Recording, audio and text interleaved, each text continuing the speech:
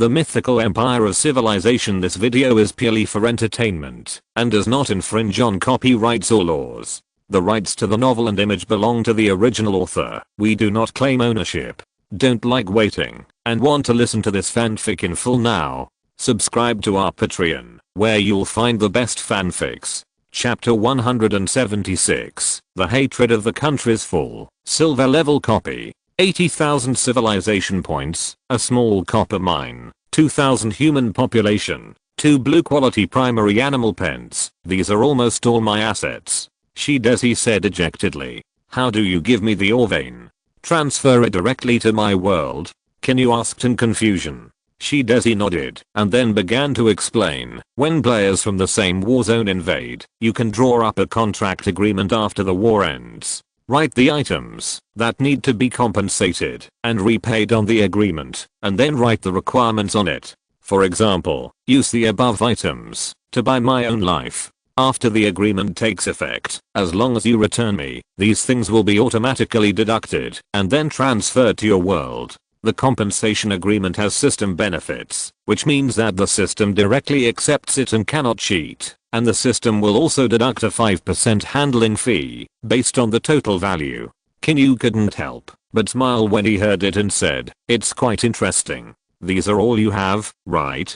Go down and let the next person come. As soon as the voice fell, the guard brought another person in from outside, and took Desi away when he left. Name. Qin Yu looked at the visitor and asked calmly. He's ZHI. Are you the unlucky guy who was captured first? Make an offer to buy your life. He's ZHI said slowly with a nervous look. 6,000 human population, 38,000 civilization points, 120 war horses, a 4-star strategist. Oh. Is it the one called Zuyi? Not bad, not bad. You can take the initiative to send him out, to save me from persuading him to surrender.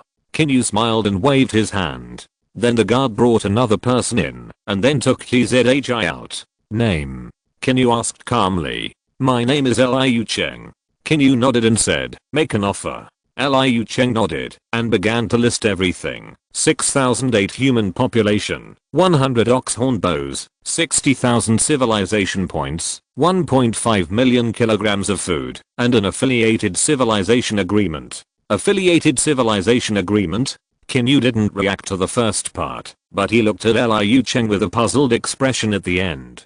Liu Cheng hurriedly explained respectfully, the so-called subordinate civilization agreement is an agreement with system benefits under the guarantee of the system. After the two parties sign it, my civilization will be your subordinate civilization. You have the right to mobilize the army under my civilization, or interfere with the regime. If there is resistance, you can consume civilization points to regulate the celestial phenomena, weather, and punish the subordinate civilization.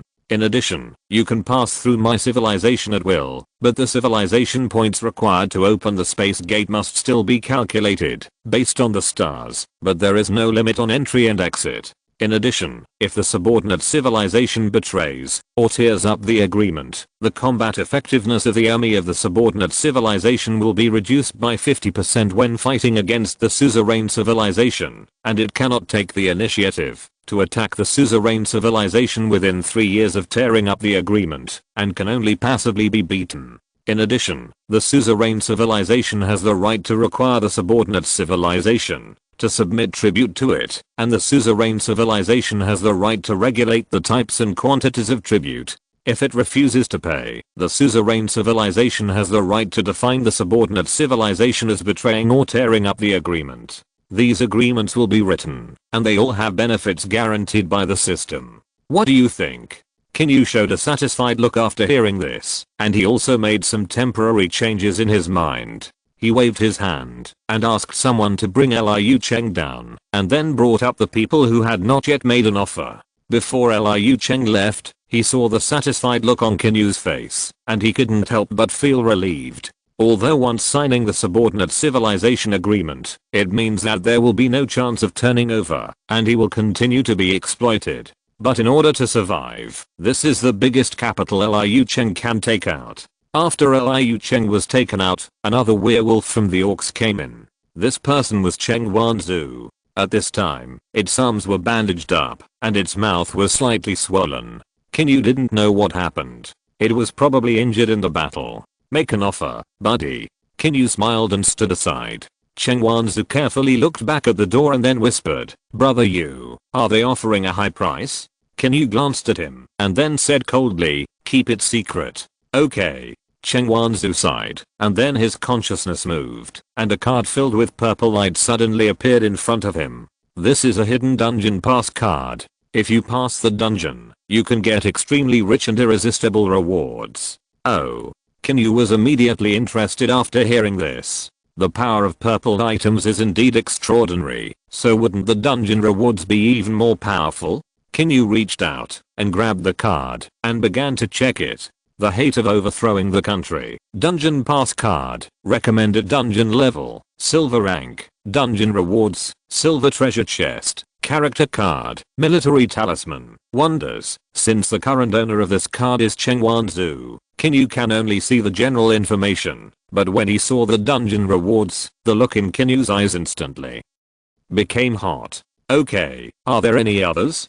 Qin Yu silently retracted his gaze and said in a calm tone pretending to be indifferent. Yes, yes, yes. Chen Wanzu hurriedly continued. 110,000 civilization points, 3,000 human population, a small tin mine, and 2 green quality prescriptions. Qin Yu waved his hand. After Chen Wanzu finished speaking, several guards came in and took him away and then brought the rest of the players in one after another to ask again. Qin Yu asked the price of the 6 players, except Lin Luo. The reason why he didn't ask Lin Luo was because he was a dying man. Push them all back to prison, remember to detain them separately. Qin Yu said this and waved his hand. The guards around immediately escorted several players to the location of the prison. Several people screamed in surprise, thinking that they wanted to be dragged to death. Qin Yu's eyes gradually retracted from the backs of the people leaving. Now that the war is over, the garrisons in each city need to be readjusted. After Qin Yu's plan is stable, he will mobilize troops to the grassland, launch a large-scale war to plunder the population, and first completely occupy this grassland. Therefore, it is necessary to concentrate the troops back to Langcheng. In addition, a new city needs to be built on the grassland. In addition to the excessive population of Dragon City, it is also because of the need to increase control over the grassland.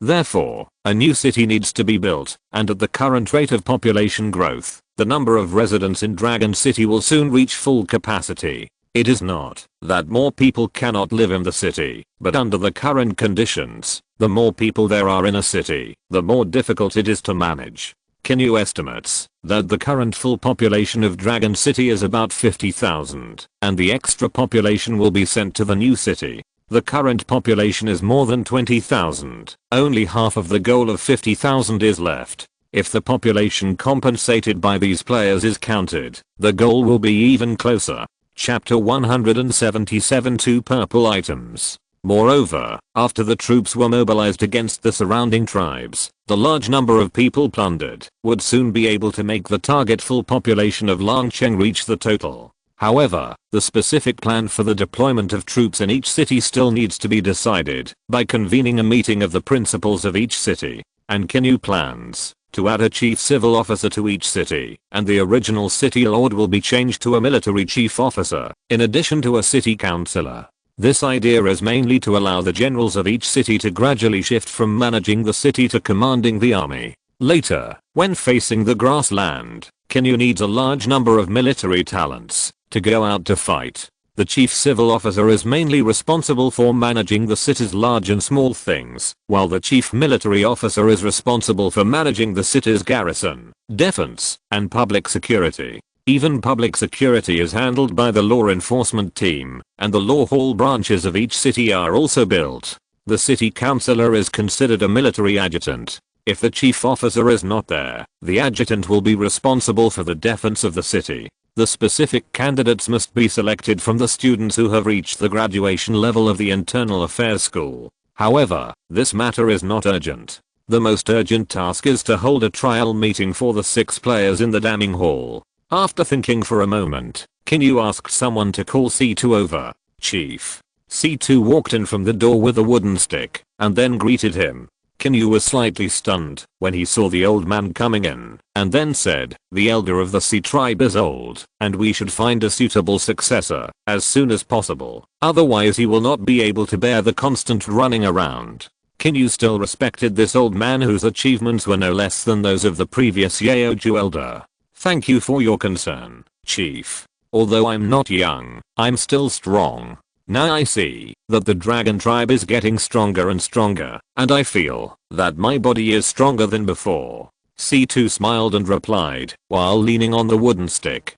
Qin Yu smiled and then talked about business. "About 2 days later, we need to hold an event in the Royal Knight's Court, mainly for outsiders. The layout should reflect the strength, grandeur, prosperity of our dragon tribe, the etiquette of hospitality, etc. This matter is particularly important, and you, the elder of the sea tribe, need to pay more attention to it." When C2 heard it, he immediately held his wooden stick and bowed repeatedly, saying, "Don't worry, tribe leader, I will do it immediately." After C2 finished speaking, he turned around and left the meeting hall in a hurry. After seeing C2 leave, Qin Yu returned to the high platform and sat down slowly, and then he woke up the chat channel. He first sent a separate invitation letter to Yelena, the second Night Civilization, Zhao Xiaowu, the third Iron-Blooded Civilization, and Wenzhou, the fifth Martial Arts Civilization. A total of 300 civilization points were consumed. This is the cheapest invitation letter, which can allow up to 5 people to be teleported to the other civilization and stay there for 5 hours. After sending the invitation letter, Qin Yu also noted the time and reason. These 3 people were friendly with him and seemed to be easy to talk to. After he finished speaking, Qin Yu was about to leave when he received a reply. Without a doubt, this was a reply from Wenzhou, the idlest of the 3. Wenzhou, fuck, 6 players invaded and you took 10 days to deal with them? Or did you capture them all alive without any escape? Wenzhou, you are awesome. Don't call me brother. I have to call you brother. You are too strong, bro. I have to hold on to your thighs as soon as possible. Wenzhou, don't worry. I will definitely be there on time in 2 days. Qin Yu smiled, and after a simple reply, he closed his personal channel and then opened the Warzone channel. After thinking about it, Qin Yu edited a message and included 100 invitations. This consumed a full 10,000 of his civilization points. He originally wanted to send 200 invitations, but Qin Yu felt it was a waste, so he changed it to 100, but this also made him feel painful. Qin Yu, Lin Luo, the leader of the Damning Hall, and the other 5 players invaded the Xianyu civilization 10 days ago. They have all been captured alive so far. A total of more than 20,000 enemy troops have been captured and annihilated. I didn't want to be enemies with my friends in the same war zone, so I held a trial meeting and also took this opportunity to get to know everyone. You can also take this opportunity to barter with each other in exchange for what you need. The invitation function is limited and the time is 2 days later. There will be a rich banquet at that time. Welcome everyone to come. Qin Yu's message hit the chat channel and instantly caused a huge wave. Mythical/Wang Yu. Damn, is it true? 6 out of 1, and they killed it? Heroes Gathering/Zuyun. When I saw that message, I thought it was bragging at first, but when I saw the name, I was already shouting 666. Wenzhou, in the society, my brother Yu is ruthless and doesn't talk much, hugging the thigh fiercely. Iron Blood Military Soul/Wang Ji. The top 5 bosses are out. It seems that this is true. Violet/Green Eye. Our leader mentioned that a newcomer with terrifying potential has risen to the top 50 in less than 2 months after the end of the novice period, and his combat power is close to 150,000. Iron Blood Army Soul/Zhao Xiaowu. The Damning Hall is shameless. A group of people bully a newcomer. It's a shame for China. Let's go to the trial to see what's going on. Iron Blood Army Soul/Zhao Wenliang. +1. He Jiangxing. It's a good opportunity to make friends with the big guys. Brothers, grab it. Can you watch the 100 invitations he sent out being snapped up in less than 3 or 5 minutes, and then he silently reissued 50 more. After sending them out, Qin Yu secretly peeked at the screen for a while, and when he saw that it was all useless waste information, he closed the light curtain. The trial will be held until the day after tomorrow. Qin Yu rubbed his chin with the palm of his right hand, thinking in his head. A moment later, 8 gold coins appeared in his hand. Qin Yu planned to take all the accumulated civilization coins directly, and then place the buildings taken out of the treasure chest together. His consciousness moved. In a trance, the surrounding scene changed suddenly. The lush cliff bank was covered with towering trees behind him. Qin Yu threw all the civilization coins in his hand forward with ease. As 8 gold coins fell into the lake one after another, Qin Yu heard a series of plop plop sounds. Then, rays of light of different colors shot up from the pool. 2 purple, 2 blue, 2 green, 2 white. It's pretty balanced. Qin Yu cursed with a smile, and then began to check the prompts. You consume an intermediate winner's gold coin, and get the military talisman Shadow Guard X1. Purple quality, you consume an intermediate winner's gold coin, and get the building archer training camp X1. Purple quality, you consume an intermediate winner's gold coin, and get the talent book flying cavalry X1. Blue quality, chapter 178 8 consecutive draws. Purple building, you consume 1 intermediate victor gold coin, and get the building primary mining field X1. Blue quality, you consume 1 intermediate victor gold coin, and get the building large toilet X1. Green quality, you consume 1 primary victor gold coin, and get the weapon fine iron horse lance X1. Green quality, you consume 1 primary victor gold coin, and get the item redwood low table asterisk 100 X1. White quality, you consume 1 primary victor gold coin, and get the item porcelain plate asterisk 500 X1. White quality, among the 8 items. Another primary soldier symbol of the first level extraordinary soldier Shadow Guard appeared. In other words, Qin Yu currently has 2 Shadow Guard symbols, and can train 200 first level extraordinary soldiers Shadow Guard. Qin Yu knows how powerful the Shadow Guard is. It is easy for them to spy on intelligence and sneak into the enemy. In addition, the combat effectiveness of a single soldier is also very strong, and the equipment is also very strong. The reason why there were only 50 Shadow Guards before was that the Shadow Guard equipment, which cost 1000 points per set, was too expensive. The equipment for 10 people required 10,000 civilization points, and 100 people required 100,000. However, Qin Yu could recruit and train 50 more Shadow Guards at present.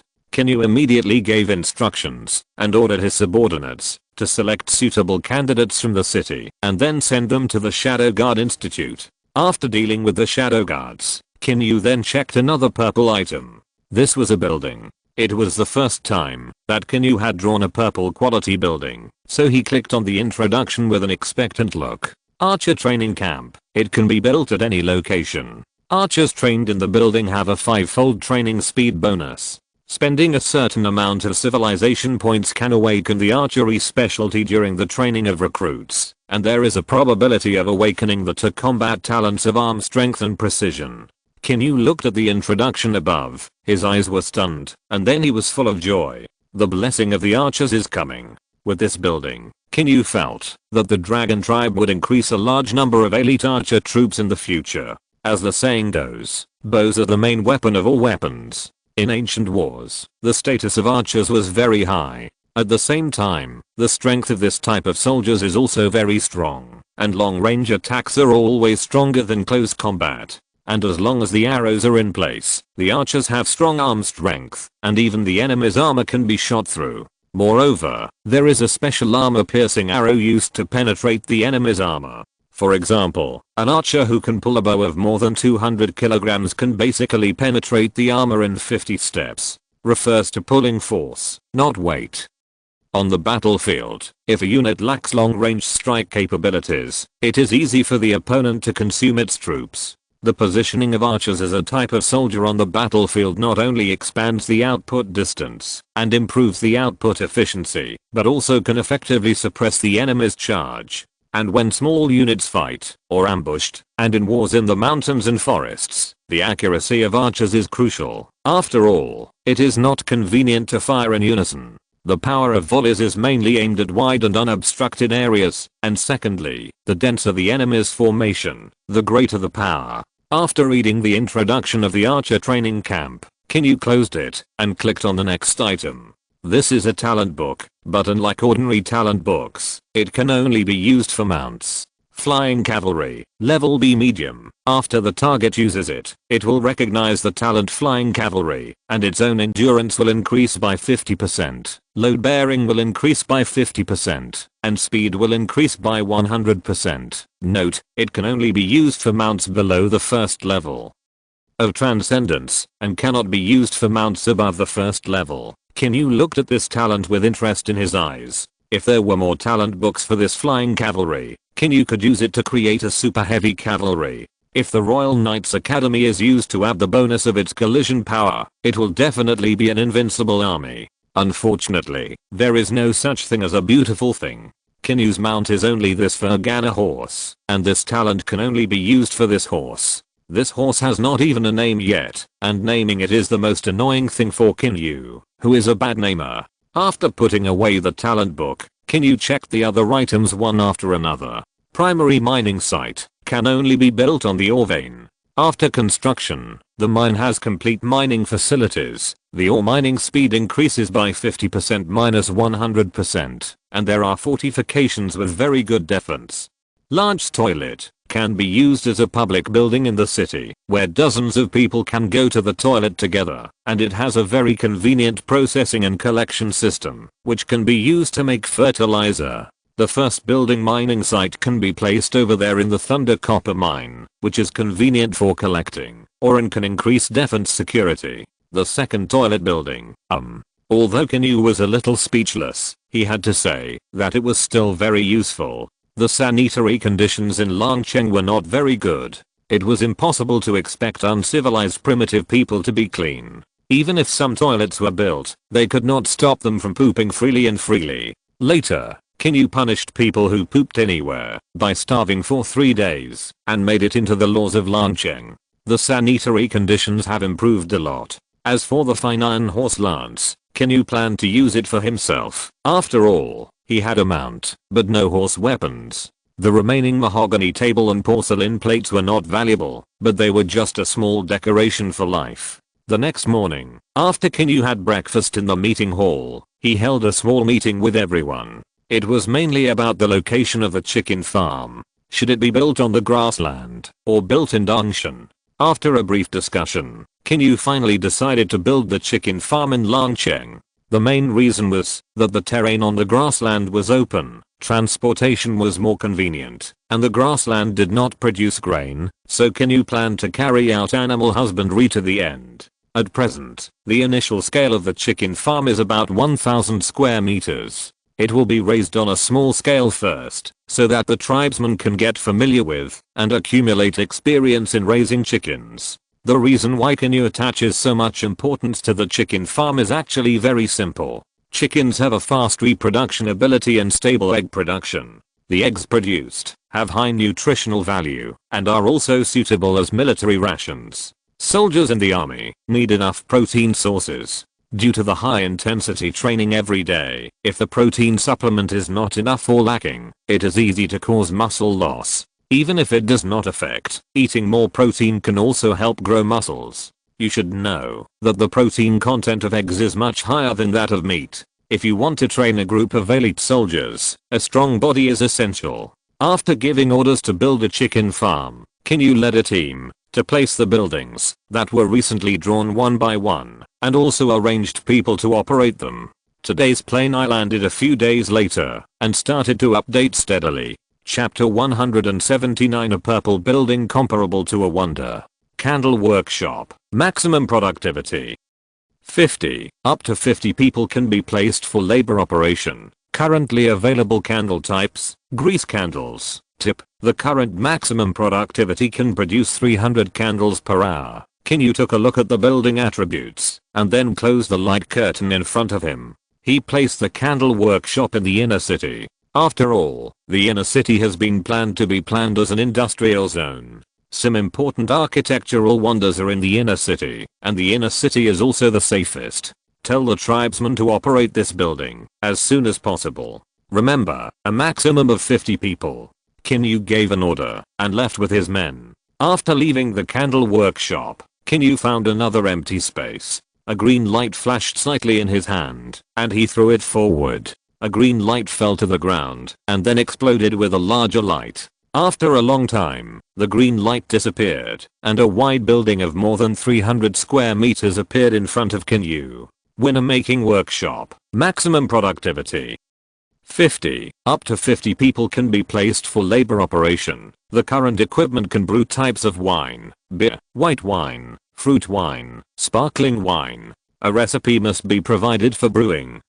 Random brewing does not guarantee the taste and quality of the product, or whether it is drinkable. Reminder, the current maximum productivity can produce 5,000 liters of wine per month. Qin Yu glanced at the building light curtain, and then closed it. In addition to many wine storage containers, there are various brewing and distillation utensils in the building. Most of them are made of copper, one copper pot connected to another copper pot, and there are many serpentine pipe circles at the bottom. After observing for a long time, Qin Yu took people away. There was no rush to brew wine, and in fact, there was no rush, because no one knew how to do it. Qin Yu planned to wait for the day of the trial, to take the opportunity to ask Yelena about the techniques and formulas for brewing wine. After setting up the winner making workshop, Qin Yu found a place and took out the blue quality bow and crossbow courtyard. This building is used to produce crossbows. Crossbows are more accurate than bows and arrows in a certain sense, with a longer range, shorter training cycle, and greater power. However, the only downside is that the blueprints of the crossbow yard need to be drawn, and the civilization points required for each draw will be much more expensive. After choosing a good location, Qin Yu threw the streamer in his hand, and then a burst of blue light flashed, which made Qin Yu squint slightly. After a moment, the light dissipated. A courtyard with an area of more than 500 square meters appeared in front of him. Qin Yu silently opened the attribute light curtain. Crossbow yard. Currently unlocked crossbow blueprints, none. Currently unlocked crossbow arrow blueprints, none. Maximum productivity 50. Up to 20 civilians can be placed to work. Currently drawing crossbow blueprints requires 5,000 civilization points. Currently drawing arrow blueprints requires 1,000 civilization points. Hiss. Qin Yu looked at the price of drawing blueprints and couldn't help but take a breath. It's several times more expensive than the bow and arrow workshop.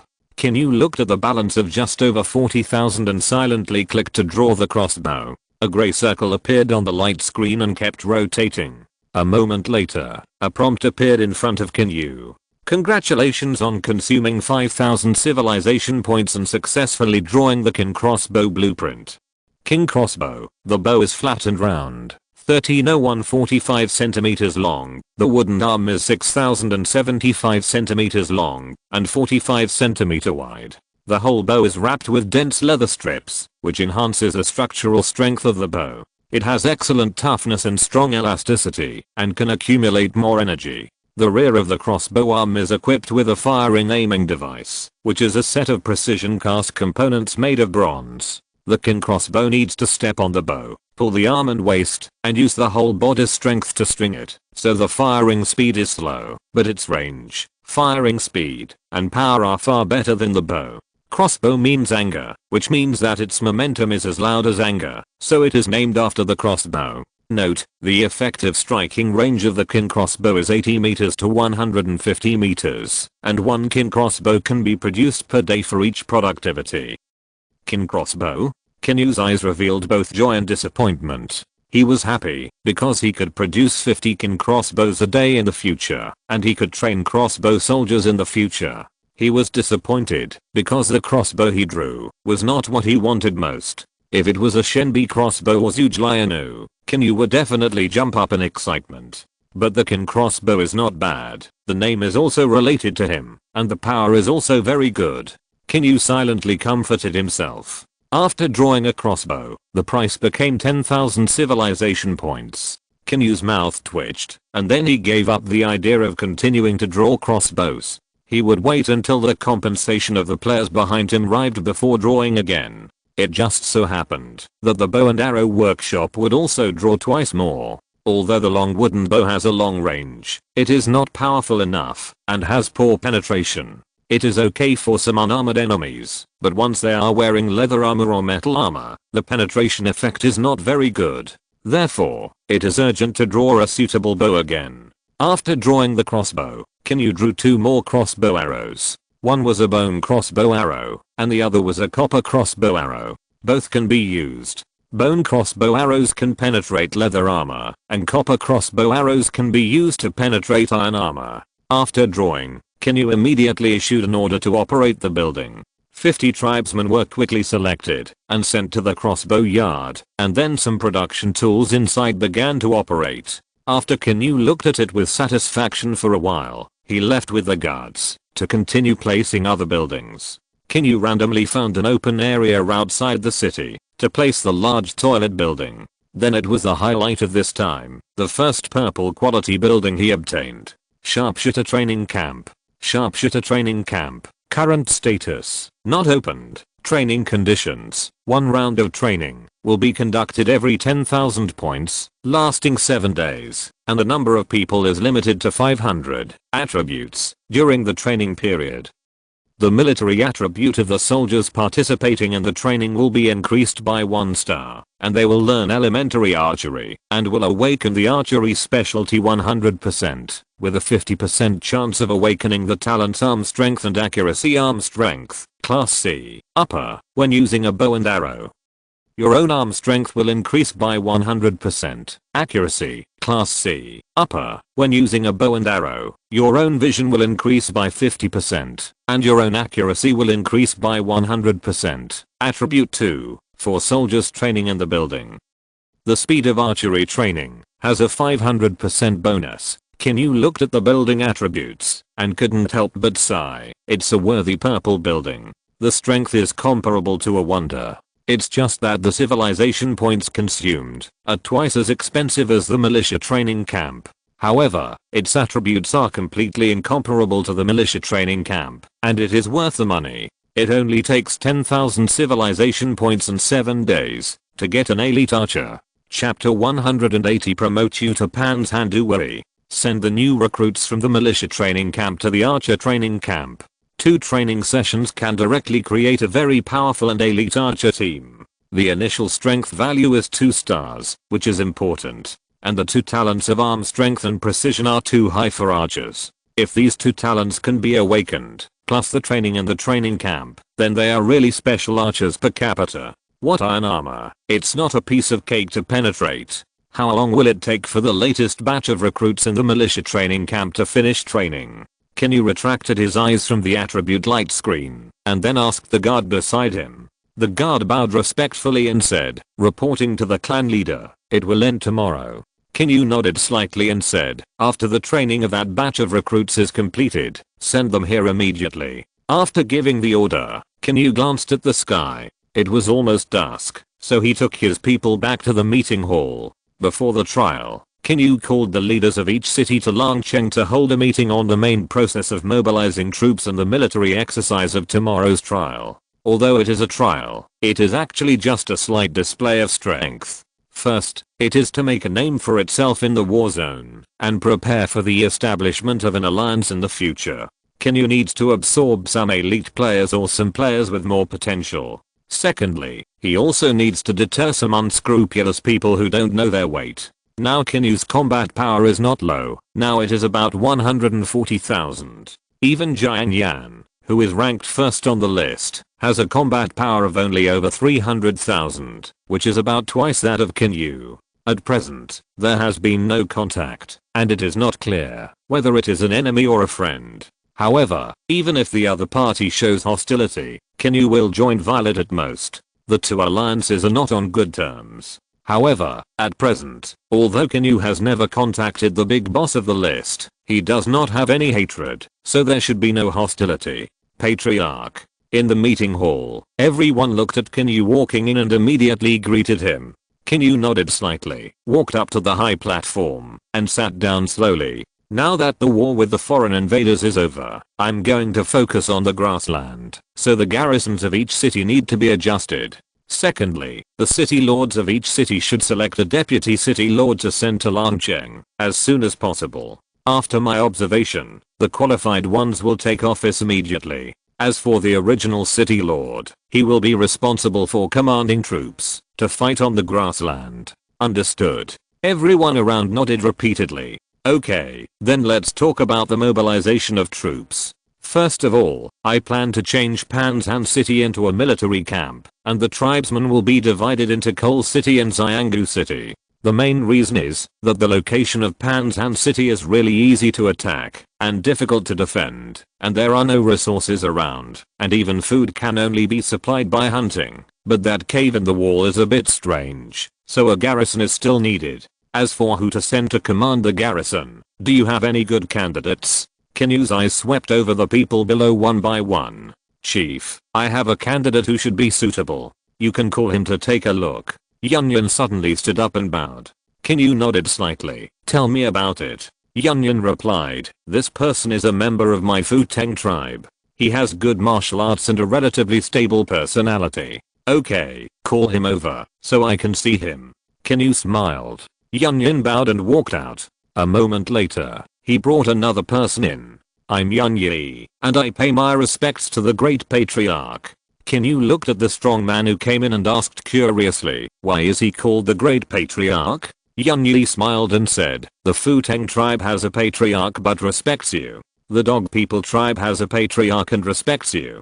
Therefore, you are more powerful than the patriarch, so you should be called the great patriarch.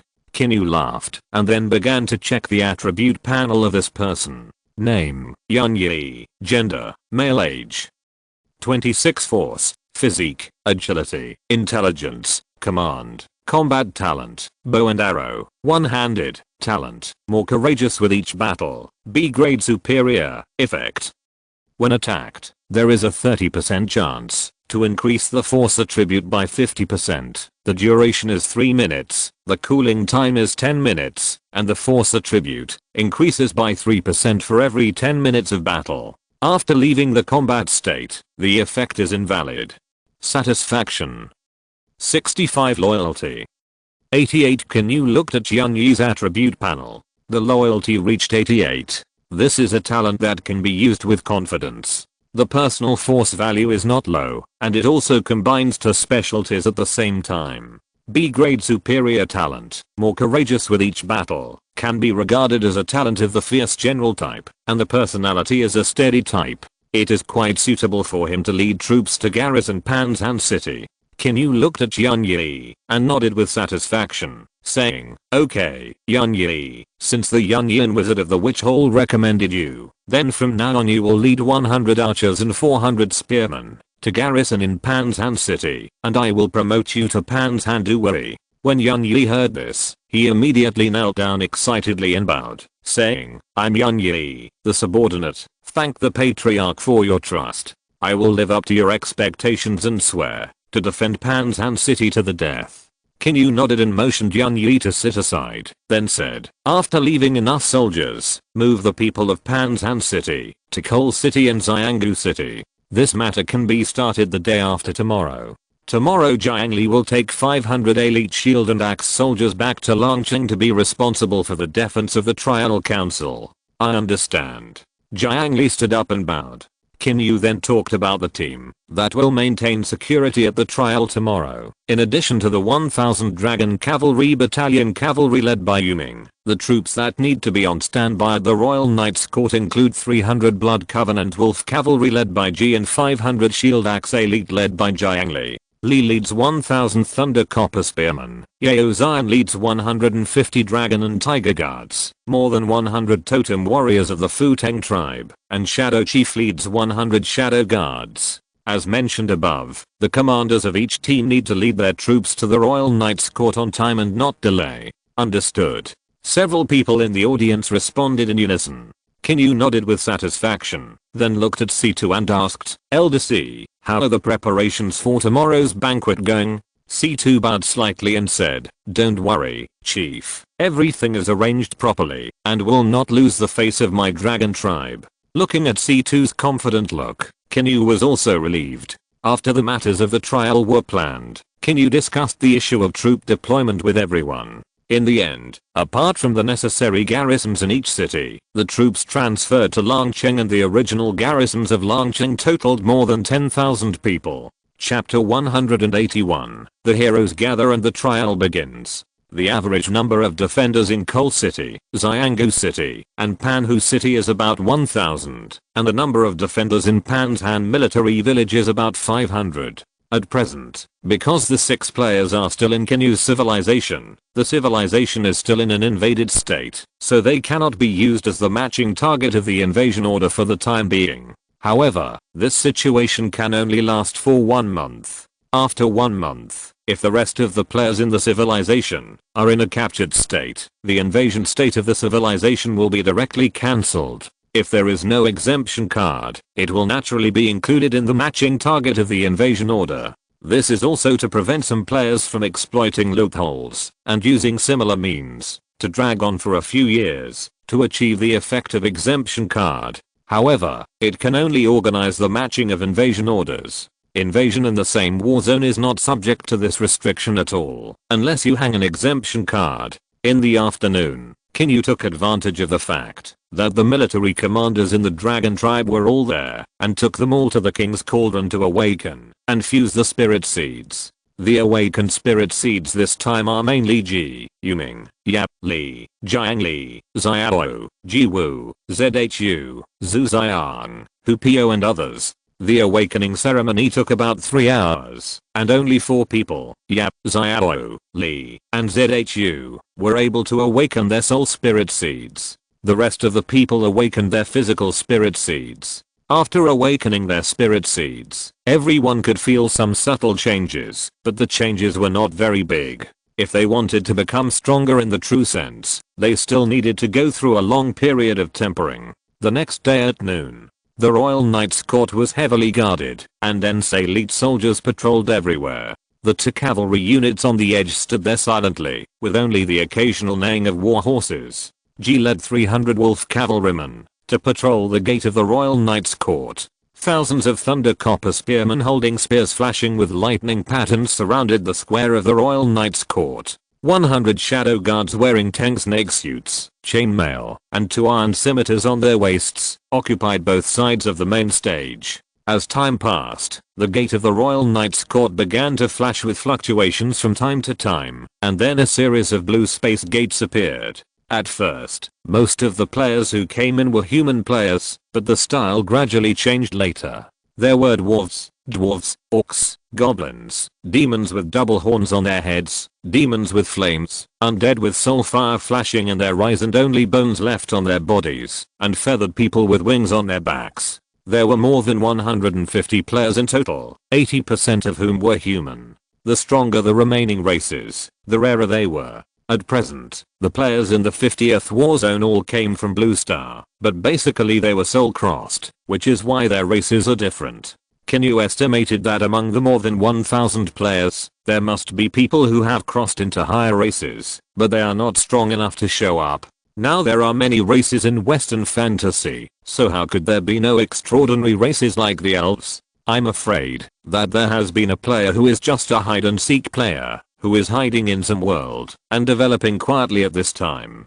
At this time, Ji Wu and the guards were receiving many players at the door of the Royal Knights Academy. Most of these players brought 1, 2, 3, or 4 guards with them, and it was a bit crowded for a while. One by one, the guards led these players to the tables and chairs that had been arranged in advance. After most of the players arrived, a few big guys appeared one after another. After a while, a space door flashed and appeared. Wen Zhao was wearing a simple martial arts shirt, followed by 2 big and strong men. The 2 men were wearing iron armor and made a clattering sound when they walked. The players on the field couldn't help but look sideways. Some players recognized that it was Wen Zhao, the big guy on the list, and they came forward to talk and wanted to make friends. Brothers, there's no rush to chat. We can't delay brother use business. Let's talk later. Let's talk later. Wen Zhao smiled and waved his hand. Seeing this, everyone had to return to their seats. Seeing Wen Zhao appear, Qin Yu also showed up and personally took him to a relatively front position. After Wen Zhao sat down, the space door in front flashed twice again. Yelena and Zhao Xiaowu walked out of it one after another. Yelena was wearing a skirt armor with a long sword on her waist and followed by 4 well-equipped armored knights. Zhao Xiaowu came alone, and the armor he wore faintly revealed blood red patterns, which looked really extraordinary. Sister Lina, Brother Wu, sit here. Qin Yu, wearing dragon scale armor and carrying a fine iron sword on his waist, came over with 2 teams of shadow guards wearing tank snake suits. The 2 saw the shadow guards behind him with a little surprise, and then they returned to normal and found a seat to sit down. Seeing many players sitting down, Qin Yu slowly returned to the main seat and then said, "Welcome everyone. I believe you can see my intention. I'm a peace-loving person and don't like to take the initiative to provoke disputes, but I'm not afraid of those who take the initiative to come to me. Come on, bring up the 6 invaders from Damning Hall." Qin Yu's voice fell, and the door of the Royal Knights Court was slowly pushed open, and 6 invaders with their hands tied by ropes were brought up by shadow guards wearing purple and black tank snake suits. More than 100 players sat on the edge of the square on the north and south sides, looking at the faces of the people who were pushed up. Hey, they are really players from Damning Hall. Look, the one in the front is Lin Luo. I know him. A player exclaimed. That's our leader.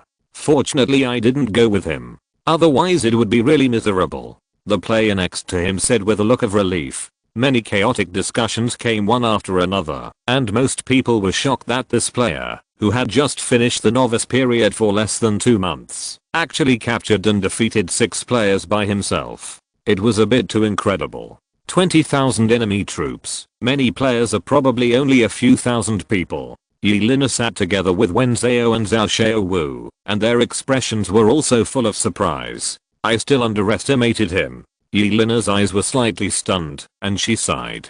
Zhao Xiaowu was also convinced. No wonder this guy didn't agree to my invitations again and again. He is really capable. By the way, Queen Yu, have you accepted this kid? Yelena slightly turned sideways and glanced at Zhao Xiaowu, then slowly said, "You are too ambitious. It is better to make friends than to win him over." Zhao Xiaowu nodded thoughtfully after hearing this. Qin Yu looked at the players around him talking, and the 6 intruders with their hands tied in the center closed their eyes with red faces. This feeling is like being caught by the teacher for copying homework, being criticized in public for getting 0 points in the exam, being exposed by everyone on the spot for stealing things, etc. It is particularly shameful. At the same time, he was also afraid of what his fate would be. Chapter 182 World Development Rights of Dinosaur Civilization. Qin Yu watched the surrounding discussions gradually stop before he spoke. "You 6 people invaded my Xianyu civilization and deserved death, but I don't like killing, so I plan to kill only the mastermind." The calm tone fell into the ears of the 6 people, and 5 of them were relieved, but it scared one of them. After hearing this, Lin Luo's legs softened, and he knelt on the ground. Qin Yu glanced at him and continued, "But the rest of you don't have to be happy. Since you invaded me, you naturally have to pay a price. In addition to the originally agreed compensation agreement, everyone has to sign an affiliated civilization agreement. Do you have any objections?" No, objection." Several people looked up and were stunned for a moment, then hurriedly said. Qin Yu nodded with satisfaction. "Okay, the mastermind Lin Luo, your crimes are so heinous that they cannot be forgiven. You will be hanged to serve as a warning to others." Qin Yu's voice fell. Everyone saw 2 teams of shadow guards walking over from the side and taking the 5 people to one side, leaving only Lin Luo in the middle of the field. Then, 7 or 8 mysterious men in robes walked out from an inconspicuous position in the Royal Knights courtyard. "Execution!" Kishi shouted loudly. Suddenly, a dazzling golden light appeared around the 7 or 8 mysterious men. Then, the ground around them shook violently, and thick golden vines broke out of the ground and attacked Lin Luo. The surrounding players looked over curiously. Lin Luo's eyes were full of fear. Thick vines covered with thorns tied Lin Luo up. The thorns gradually pierced into Lin Luo's body, and bursts of shrill screams came from his mouth. As he struggled, more and more wounds appeared, and the more painful it was, the tighter the vines tied him. Puff! As the 7 or 8 vines continued to shrink, the originally bound Lin Luo suddenly exploded. His body turned into pieces, and the broken limbs and flesh were scattered all over the ground, which frightened the other 5 invasion war players, and made them tremble all over. Wow. Everyone shouted. It's really cruel. A player couldn't help but cover his eyes and sighed. The player next to him said disapprovingly, it should be more cruel. If it was you who was invaded, do you think it was too light? What are you focusing on? Damn, this level of extraordinary power appeared in our new warzone. I'm afraid that our 50th warzone will have another Jiang Yan. Many players looked at the scene in front of them and pointed in disgust. When Zao said with envy, look, if extraordinary power exists in this world, then winning a special technology tree is really nothing. There is no comparison at all. Even if you have extraordinary power, there are different levels. In a world with a power system like this, you should know how high the probability of death is. Yelena couldn't help but glance at him. When Zao chuckled, I'm just saying. If I really let me choose, I may not dare to choose. Yelena rolled her eyes at Wen Zao and said, you are ranked 5th on the list and you are still so low key. Wen Zao chuckled and said nothing. On the other side, Qin Yu had people quickly clean up the bloody scene, and then began to sign to agreements with the remaining 5 people with system benefits. Qin Yu did not open the compensation agreement to other players, mainly because he was afraid that others would be jealous. The 5 people had a total of about 300,000 civilization points, and this item alone was a big profit. Secondly, after Lin Luo died, his remaining more than 70,000 civilization points were also inherited by Qin Yu. In this way, Qin Yu currently has 400,000 civilization points alone. So many civilization points can do a lot of things, and Qin Yu also experienced the feeling of being a rich man. In addition, due to Lin Luo's death, Qin Yu can choose to keep the passage of dinosaur civilization, but it will cost 50,000 civilization points every month to maintain it, and it will cost extra civilization points to open the space gate. In fact, this so-called passage is equivalent to the development rights of another world, which requires a 50,000 agency fee every month, and the cost of opening the space gate is equivalent to transportation fees.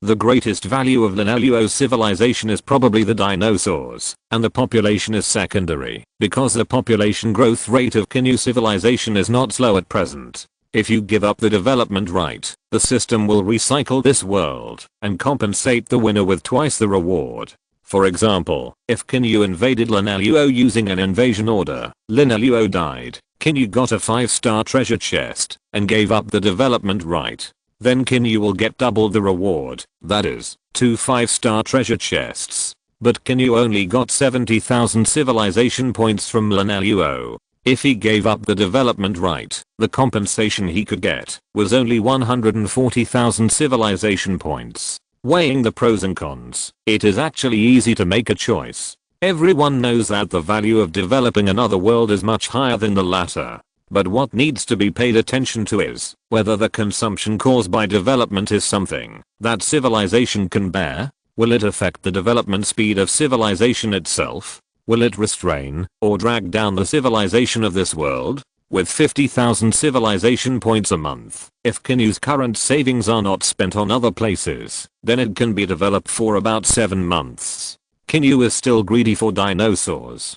Dinosaur cavalry is actually stronger than wolf cavalry. But more importantly, as long as there is a stable, Qin Yu can catch some dinosaurs that can serve as cavalry and breed them, so the development rights of the former are obviously more important. Secondly, the 2 genius wizards Jiang Rong and Yun Yin from the Witch Hall have jointly developed a new blood contract technique from the blood contract technique that can only be used on wolves. The disadvantage is that the effect is not that strong, and the advantage is that it can annex most creatures. However, the higher the level of life, the more difficult it is to use, but a mere dinosaur is definitely a piece of cake. After hesitating for a moment, Qin Yu immediately made a decision and chose the former. He chose to retain the development rights of the dinosaur civilization. After the choice was made, a new button appeared on Qin Yu's personal attribute function panel. Dinosaur civilization. As long as Qin Yu clicked it lightly, the option of summoning a space gate would pop up. A small space gate costs 3000 civilization points per hour, a medium one costs 6000 civilization points per hour, and a large one costs 16,000 civilization points per hour. This is because the two civilizations are close to each other in the Starsea map. If they are farther away, it will be more expensive. In addition to these gains, the compensation agreement for the 5 players also included a small copper mine, a small tin mine, more than 27,000 human population, 2 blue quality primary animal stable buildings, and more than 500 war horses. If you're listening to this novel on a channel other than Fanfic World, it means they downloaded and uploaded it without effort. We cordially invite you to visit our channel, Mundo Fanfic Novelos. There you'll find the original version of this story and you can explore many other novels of various genres. We're waiting for you to immerse yourself in a world of incredible novels. Chapter 183, Making a Fortune. A 4-star counselor with knowledge and memories of past lives, 100 oxhorn bows, 3 million catties of food, a purple quality copy pass card, the hatred of overthrowing the country, 2 green quality prescriptions, one is a medicinal soup for clearing heat and detoxification, and the other is an anti-inflammatory and antibacterial pill. In addition, there is a very small salt mine, a small salt mine, that has been mined for most of the time, or 3-month exemption card, 2 primary invasion orders, and 2 green quality prop cards. Both prop cards are reconnaissance cards, which have the effect of checking the number of enemy city garrisons. If you use the hide the sky and cross the sea, you can suppress this prop card, and make it invalid or unusable. In addition, 5 subsidiary civilization agreements have been signed. So far, these 5 people have become Qin Yu's younger brothers.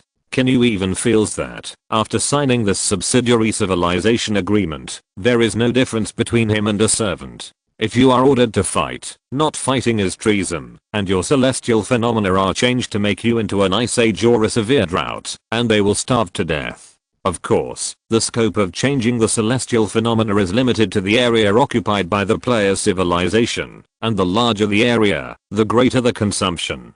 After signing the civilization agreement, it is equivalent to having your life and death in the hands of others. You can't win in the first place, and if you don't obey and rebel, you will reduce the damage by 50%, and you can't even take the initiative to attack. You can only passively take the beating, and there is almost no chance of turning over. Qin Yu watched several agreements take effect instantly, and an additional agreement function appeared on his personal function panel. Clicking it can view all the agreements that have been signed, and the items that need to be compensated in the 5-person agreement have been instantly credited.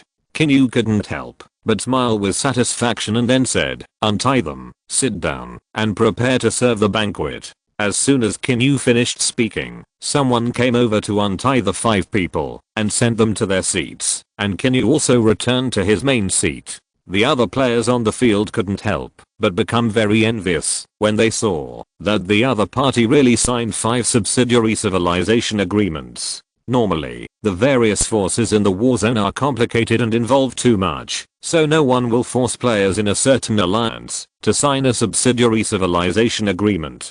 Who knows what is backstages? If you rob someone's younger brother, it is equivalent to touching other people's interests. However, Qin Yu naturally would not worry about this problem. He had learned from Yelena that damning Tang would not involve any other alliances. Or to put it another way, all alliances that are not in the top 10 in the zone are nothing, and there is no big problem. After the trial, the subsequent trading banquet began, and beautiful women from Panhu Valley rushed to serve as maids. They brought pots of wine to the mahogany table of each player, and also matched 2 ceramic cups. Wenzeo's eyes lit up when he saw the wine was served first, and then he quickly poured himself a glass. The light green crystal clear wine flowed out of the pot, and he immediately took a sip. "Queenie, this wine tastes quite similar to your white wine." Yelena rolled her eyes at him, and then tasted it and said, "This is my wine." Wenzeo put down the cup and smiled at her and said, "This wine is not very strong. Why not make some white wine? If you don't drink it, get out of here," Yelena said coldly. Ahem. Wenzeo turned his head and stopped talking after being choked.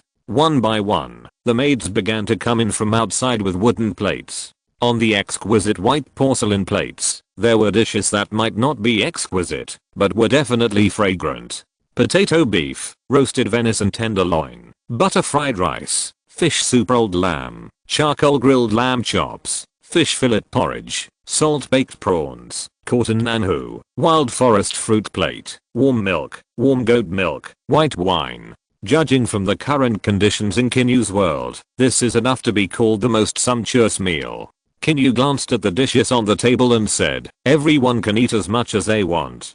Fill your stomach a little, and we'll start the trade fair. As soon as he finished speaking, the players on the field began to eat the food on the table in an orderly manner. It lasted for less than 10 minutes, and some players began to walk around, holding their glasses, and toasting Zhao Xiao Wu, Yi Lina, Wen Zhao and others. Then they came to Qin Yu, and raised the cup in their hands. Qin Yu smiled and picked up the cup and smiled. Brother Yu not only has great potential, but also has strength that is not weaker than the top 10 on the list. My name is Guan Qiang. I don't have an alliance yet. If Brother Yu intends to create an alliance later, he must bring me along. Oh, have you never joined another alliance? Qin Yu asked curiously. The last alliance was broken up by the enemy, and I haven't looked for an alliance since then. There has been no suitable one.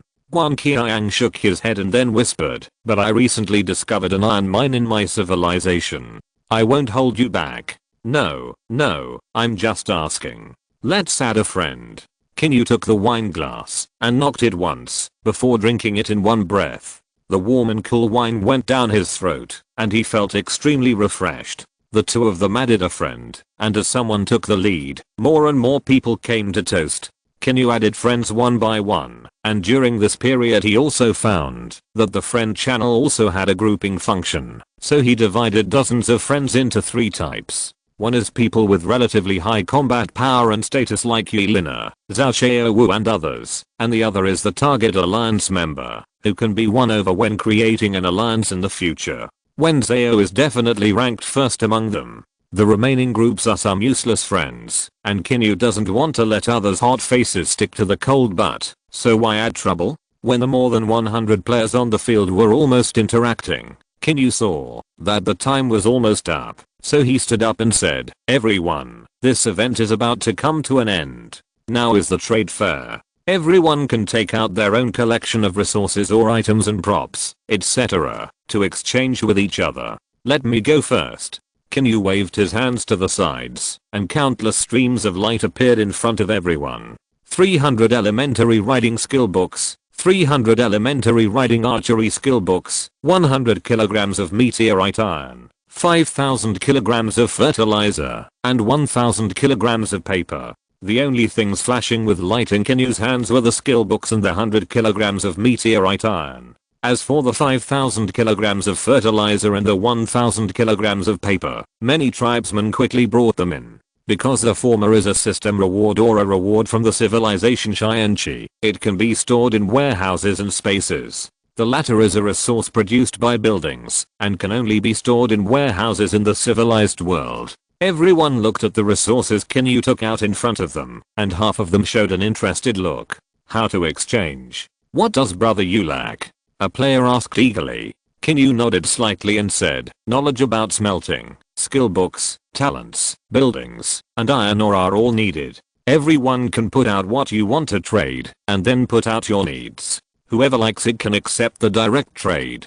As soon as Qin Yu finished speaking, the players present showed streams of light, and some even opened the space gate directly to move out various resources. Qin Yu first found Yi Lina and said with a smile, Sister Lina, I recently got a winemaking building, but there is no recipe, no knowledge, and no talent. Shall we exchange? Yi Lina nodded slightly. Her snow white neck was like a flash of delicacy and beauty. You can exchange 20 winemaking talents and a primary iron or smelting skill book for your 100 primary riding skill books. How about it? Need for need. Of course, no problem.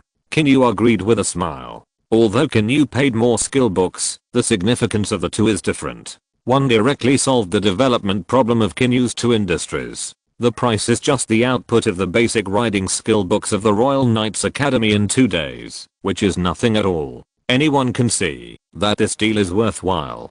Qin Yu did not lose money and even got a lot of benefits. Qin Yu also knew that Yelena was showing kindness to him and giving help. Brother Yu, I don't have any resources for smelting. How about I exchange it with you for a book of battlefield spearmanship? When Zhao asked with a chuckle. Qin Yu was stunned and then responded, of course, no problem. How much? 1 book of spearmanship. Let's exchange it for 100 basic riding skill books. When Zhao thought about it, his civilization just recently harvested a batch of war horses, and with the elementary knight skill book, a lot of training time and energy can be saved. Qin Yu nodded slightly and handed over 100 elementary riding skill books. When Zhao's hand also flashed with light and then flew into Qin Yu's hand. Cold Plum Spear Method, Blue Quality Combat Skill. After using it, you will know the Cold Plum Spear Method and get a thorough understanding of it. The Cold Plum Spear Method is divided into step combat and horse combat. It belongs to single soldier combat skills and military commander combat skills. It's all about the word fast, spear into the body, specializing in weak and fatal places. Every time a spear is stabbed out, it carries a cold light, and every time a spear is withdrawn, it is stained with a blood plum. Qin Yu glanced at the introduction, and didn't expect it to be a blue quality combat skill.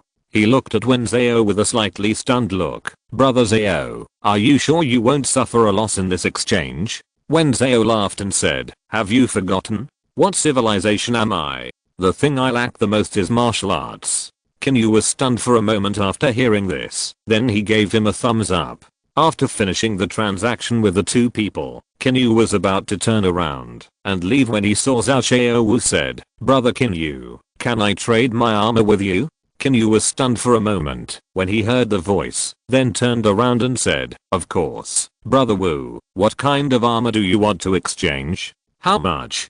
Zhao Xiaowu thought about it and then said, it's the kind of Shanwen armor from China, which is exquisite, durable, has high defense, and is very domineering. 100 sets for 100 basic riding skill books and basic riding and archery skill books. Qin Yu immediately nodded in agreement after hearing this. Just kidding. Just 2 days of production in exchange for 100 sets of exquisite high-level armor. Chapter 184, School Exam Questions, Grassland Expansion Plan. It's a big profit, isn't it? Think about it, a set of iron armor, and a delicate mountain armor. How long does it take to forge one set? How much energy does it take? It is estimated that it will take at least 1 month for 100 craftsmen to make 100 sets of iron armor. In ancient times, soldiers may not be banned, but armor will definitely be banned, not only because of the strategic importance of armor, but also because of its production and preciousness. In ancient wars, the popularity of armies wearing iron armor was not that high, and it can even be described as low. Compared with an army without armor, there is a world of difference between an army with iron armor and an army without armor. Often, soldiers wearing iron armor on the battlefield can resist more than 10 or 20 attacks without dying, and may even be alive after being hit by more than 10 arrows. Most of those who died of tetanus, and those without armor are almost vulnerable. Often, an army of 100 people in armor can chase thousands of militias. There is no way to fight at all. Like in TV dramas, 2 armies fight, all wearing iron armor, and one dies after 2 cuts, and one dies after 2 cuts. That's pure nonsense. Qin Yu handed Zhao Xiaowu 100 elementary riding skill books, and 100 elementary riding and archery skill books. Zhao Xiaowu opened the space door and asked someone to take out 100 sets of Shanwen armor. Qin Yu looked at the 100 sets of Shanwen armor piled on the ground and couldn't take his eyes off. A whole set of Shanwen armor contains many things, including a helmet with a phoenix wing helmet, with large phoenix wings, and an animal head on the belly of the armor, which is particularly gorgeous and eye-catching. The chest, back, abdomen and legs are also connected as a whole, and the breastplate is divided into 2 pieces on the left and right. The whole is divided into a helmet, a pangolin, a shoulder cape, an arm guard, a robe belly, a shinama, and long boots. After the whole set, Qin Yu can already imagine how domineering it will be to wear it. Brother Wu, it seems that I still got the advantage of this exchange. Hahaha, thank you very much. Qin Yu said with a smile. Brother Qin Yu, don't be polite, just ask if you have anything in the future. Zhao Xiaowu laughed and was also a cheerful person. Qin Yu nodded and left after a brief greeting. 300 elementary riding skill books have been exchanged, and there are still 200 elementary riding and archery skill books left. Most of the people who wanted to exchange them suddenly decreased. After all, their original goal was the elementary riding skill books. Now that they were exchanged, they were naturally not interested. However, there were still many people interested in the elementary riding and archery skill books. Qin Yu finally exchanged 200 elementary riding and archery skill books for a elementary iron forging skill book and an elementary forging skill book for elementary to leg armor, two-sided iron armor. It was also 1 for 100, but it was what Qin Yu needed at the moment, so he didn't feel that he was losing anything. The remaining 1,000 kilograms of paper was exchanged for 1 ton of iron ore, and 5,000 kilograms of fertilizer was exchanged for 10 tons of poultry feed. This feed is mainly for chickens, ducks, geese, etc., and is produced by construction. It just so happens that Qin Yu's nearest chicken farm is about to be built, and it will probably be used for feeding chickens for a long time. As for the 100 kilograms of meteorite iron, it was not exchanged. After all, the smelting conditions of iron ore are difficult to achieve, let alone meteorite iron. Qin Yu looked around afterwards. Either he didn't have anything to exchange, or what he wanted to exchange didn't have what the other party needed. The trade fair was quite lively, with hundreds of players wandering around. It lasted for about 2 hours before some players began to choose to leave. But even if they didn't leave, the 5-hour invitation was almost up. Therefore, people came like a tide and also retreated like a tide. I'm leaving now. Brother Qin Yu, please come to my civilization if you have a chance. Zhao Xiaowu waved his hand and then stepped into the space gate. I'm leaving too. Take care. Wen Zhao patted Qin Yu's shoulder and walked into the space gate with a smile. Well, take care. Qin Yu waved goodbye. Use the exemption card if you have it. You've only entered the game for a short time. The 50th war zone is not as simple as you think. I'm leaving. Yelena was wearing a black skirt armor. Her curvy figure made people look at her sideways. Under Qin Yu's gaze, she walked into the space gate with her long legs and 4 armored knights. Qin Yu's eyes were certainly not looking at Yelena's pair of snow-white long legs. He was in a daze, thinking about the meaning of Yelena's words just now. After thinking for a long time, Qin Yu didn't come up with any clues, so he simply gave up. Many players on the field had already left. Qin Yu ordered people to clean up the Royal Knights Academy and then left. In a city internal affairs school. At this time, there were more than 60 people in the school, including old students and new students. After 2 classes, Qin Yu did not leave, but looked at the students under the podium and said, I have a question here. You can choose to answer or not. Those who pass will be reused immediately, and those who fail will not lose anything. How about it? Who wants to try? Qin Yu's voice fell, and 7 or 8 people came up with interest. Qin Yu nodded slightly and handed each of them a paper roll. Does anyone else want to try? After the 8 people left with the paper rolls, Qin Yu asked again, and then another 7 people came up. Qin Yu handed out a paper to each person without saying anything. When he asked for the 3rd time, no one came forward, and the 2 groups of people just now had been in the school for at least half a month to get a basic knowledge, so they had the confidence to come up and answer the questions. There were not many questions, a total of 8, most of which were about city management, as well as the lives and work of the tribesmen. There were also 1 or 2 questions, such as the view on the transformation of public ownership, distribution of labor into private ownership, employment labor, and the promulgation of currency, and the implementation of the economic system. In the 8 questions, Qin Yu saw the troubles and difficulties in the eyes of the people answering the questions. However, 2 or 3 people's brows were soon relaxed, and it seemed that they had the answer. About half an hour later, all the 15 people's papers were answered.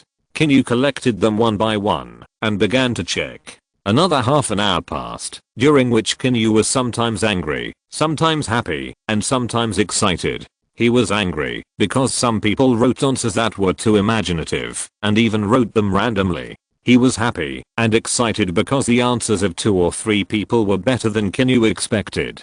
Finally, Qin Yu selected the 6 with the best results from the dozen people. You 6 have passed the test, and someone will take you to the other 3 cities tomorrow. In addition to managing the daily life of the city and the life and labor of the people, your task is to fully implement the policies from Langcheng. Did you understand? I understand. The 6 people shouted in unison. Qin Yu nodded with satisfaction and left. These 6 people will be sent to the other 3 cities evenly tomorrow, to serve as civil officials in charge of handling city affairs. The military officials will be temporarily served by the deputy generals of the original city lords. The city lords of the 3 cities will take the recruited troops to Langcheng to prepare for the grassland expansion plan. I'm stuck. I updated 5000 today, and 1000. Sorry everyone. Chapter 185, Resource Center. Conquer Zuyi. The next morning, Qin Yu rode in a carriage escorted by the Imperial Guards and headed for the location of the Thunder Copper Mine. The journey was not far, and it took just over an hour to get there. At this time, there were about 2,000 people in the Thunder Copper Mine, of which nearly 60% to 70% were responsible for mining. Among these 60% to 70% of people, 80% to 90% were defeated slaves. They could be converted into ordinary tribesmen after working for a month, so the efficiency has always been good. This time, Qin Yu planned to place the small copper mine, small tin mine, and a super small salt mine received as compensation around the Thunder Copper Mine. Then placing the primary mining field on top of it can increase the overall output and its defensiveness. The number of military garrisons must also be increased. Once the 4 mines are connected, this place will become a resource center, and its importance will rise sharply. No accidents can occur. Stop. Qin Yu leaned out of the carriage window and looked around, and immediately spoke. The carriage slowly stopped at the gate of the military camp of the mine. Bearded Bear came out with a team of shield and spear soldiers to greet them. Are you in charge of guarding the mine these days? Qin Yu looked up and asked. Bearded Bear, carrying a fine iron axe, replied respectfully to the chief. Today, tomorrow and the day after tomorrow, I will be in charge of guarding the mine. Qin Yu nodded. Go in. As soon as he finished speaking, everyone accompanied Qin Yu into the mine. The inner and outer parts of the mine were where the army was stationed, and after walking more than 100 meters inward, it was the territory of the mine workers. The surroundings were a bit messy, with various ores scattered in the corners, and from time to time, several flashes of lightning gushed out, but for this kind of strange phenomenon, everyone was already accustomed to it. A carriage was parked around, and each carriage was loaded with about 1 ton of thunder copper ore. This was the ore resource that was to be transported to Langcheng after it was mined. Qin Yu didn't say much, but just said some words of encouragement and comfort to everyone. After that, he began to talk about the purpose of this trip, placing the 3 ore veins in a position close to the Thunder Copper Mine, and easier to mine. At the moment, when Qin Yu was sure, the people around him heard a loud noise that shook the earth, as if a dragon had turned over. This change lasted for more than 10 minutes before it disappeared. The sudden change scared Qin Yu. Fortunately, there was no accident. There, here, and there. Do you see it? Qin Yu pointed to 3 directions for Zhu Xiang. Zhu Xiang looked in the direction of Qin Yu's finger and saw 3 types of open-air stones in silver gray, green yellow, and snow white with a pink tint. Are they all ore? Zhu Xiang guessed. Qin Yu nodded slightly and said, yes, arrange for people to mine them, and the resources will be sent back to Langcheng on a regular basis. Zhu Xiang bowed his hands and said, I understand. Qin Yu patted Zhu Xiang's shoulder after hearing this, turned around and took out another item flashing with blue light. He threw it upwards lightly, and a violent blue light covered the entire area of the mine, which was 8,000 square meters. With a series of clanging and banging sounds, the entire mine was undergoing tremendous changes without anyone noticing. After a long time, the blue light gradually dissipated, and a brand new mine camp appeared in everyone's eyes. There was a circle of 5 or 6 meter high walls on the periphery, with dozens of arrow towers standing around the walls. There were trenches more than 2 meters deep outside the walls, and some watchtowers were scattered around. There were also more than a dozen simple crossbows standing on the walls, which should be attached to the buildings. In addition, natural mine caves were formed in the mines, and each mine cave also had a transportation system running, with iron tracks and many mine carts. The facilities were also more stable, professional, and safer than before. There were also many warehouses for storing minerals in the central area of the mine, as well as many carts and pull carts. A series of mining and defense facilities were very complete. Qin Yu took the team on a tour and finally nodded with satisfaction. Before leaving, he looked at the bear and said, "These mines should be exploited first, followed by the salt mine, tin mine, and copper mine. I will send more workers and increase the guards later. Be cautious when patrolling around." "I understand. Please rest assured, Chief." The bear folded his hands. Qin Yu nodded. "That's great. Then I will take the people back." After the voice fell, Qin Yu and the guards gradually disappeared from the bear's sight. On the way back, Qin Yu used the 3-month exemption card so that his civilization could develop for 3 months. There are 4 main goals in the 3-month time. One is the expansion plan of the grassland, and the second is the transformation of the civilization system from public ownership to private ownership, and then the promulgation of economic currency trade. The third is the strategy for the silver level copy, and the fourth is the development plan of the dinosaur civilization.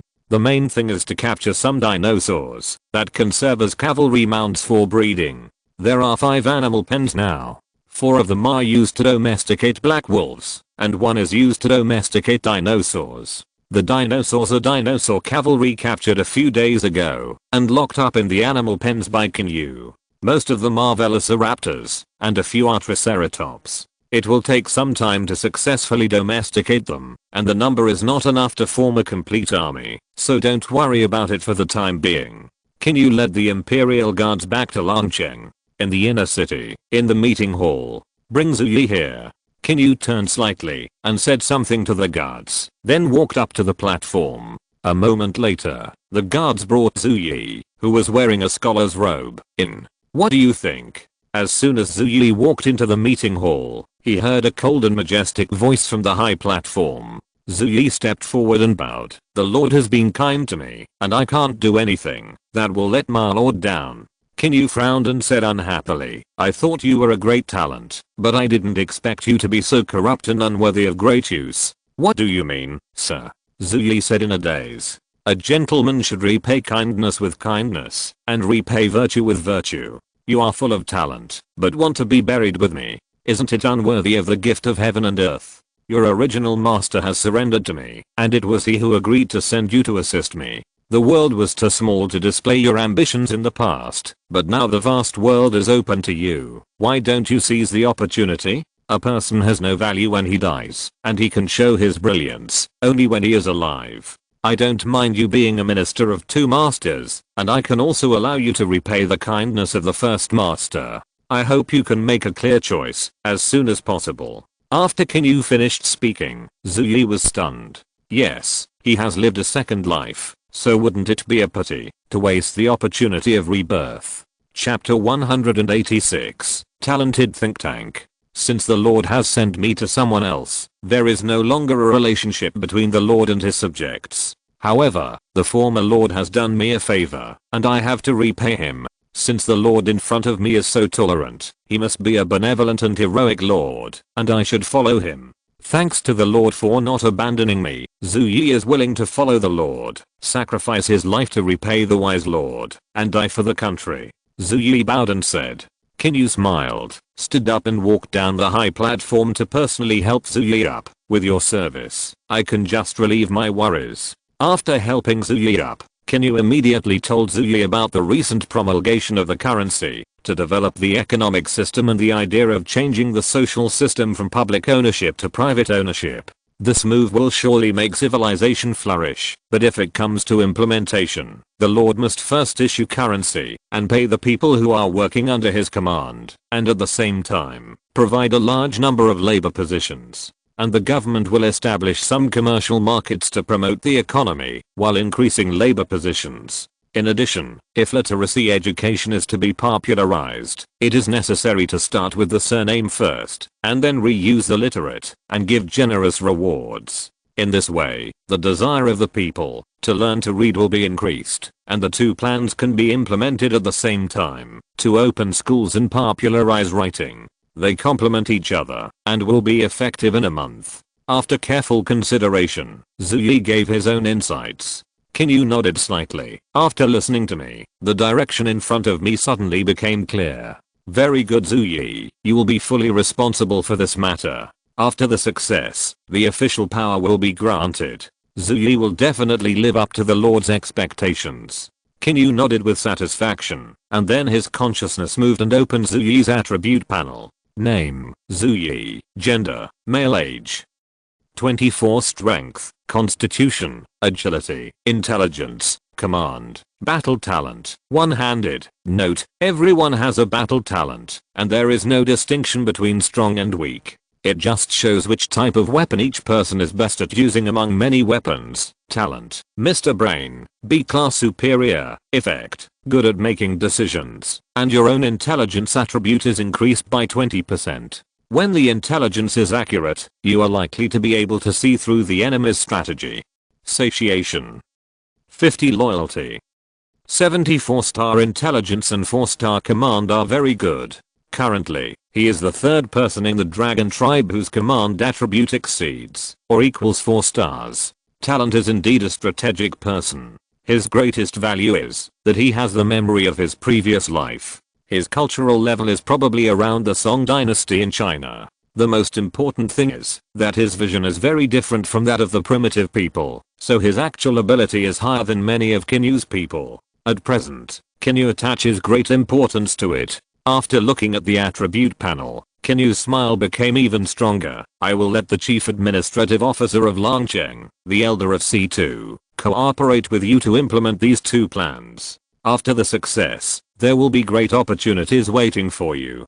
Qin Yu also has a talent of King's Assistant, which is very suitable for Zhu Yi. Qin Yu plans to give this talent to him after Zhu Yi completes the 2 goals. Another reason is that his loyalty is not up to standard, so Qin Yu plans to delay for a while before considering whether to give it to him. After all, if the talent is given to the right person, it can definitely make a prime minister. Therefore, Qin Yu has to investigate Zhu Yi carefully. After Zhu Yi left, Qin Yu called C2 over again. C2, who was nearly 50 years old, was already a very old existence in the primitive era, so Qin Yu repeatedly advised him that it was time to retire. But this old man is quite stubborn, and he probably wants to work until he is buried.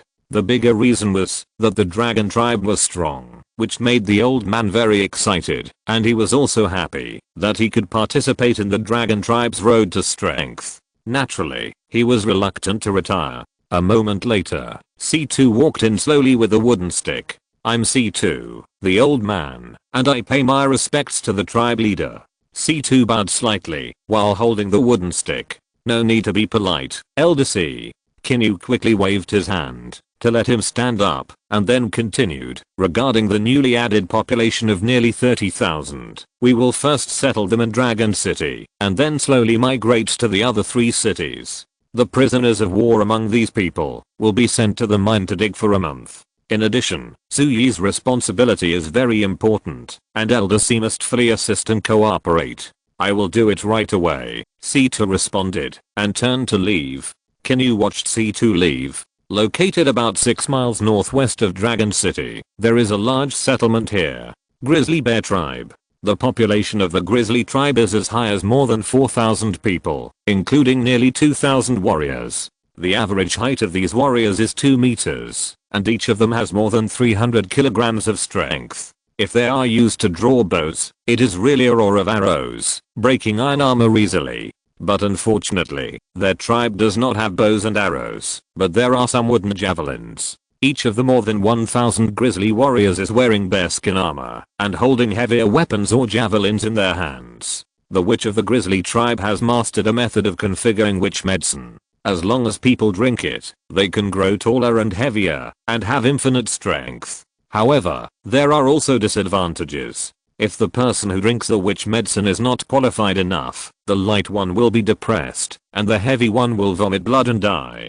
Some people even have blood vessels bursting and eventually die. However, even if someone dies, the witch's status is still transcendent, because the grizzly tribe is strong, and cannot be separated from the witch.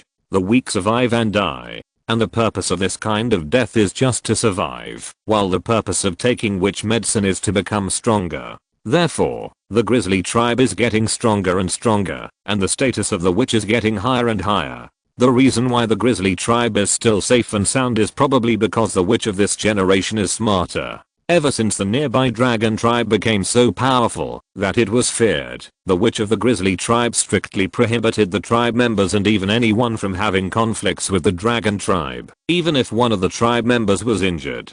Therefore, the grizzly tribe was well behaved and sensible, which prevented the dragon tribe from taking the initiative to send troops. But recently, the war with a scale of tens of thousands of people that broke out near Dragon City really scared them. What was unexpected was that the nearly 20,000 troops outside the city did not capture the dragon tribe. In the end, it seemed that they were completely annihilated by the dragon tribe. The true strength of the dragon tribe frightened the witch and the patriarch of the grizzly tribe. Not only that, the troops near Dragon City have been active frequently in recent days, as if they were about to start a war.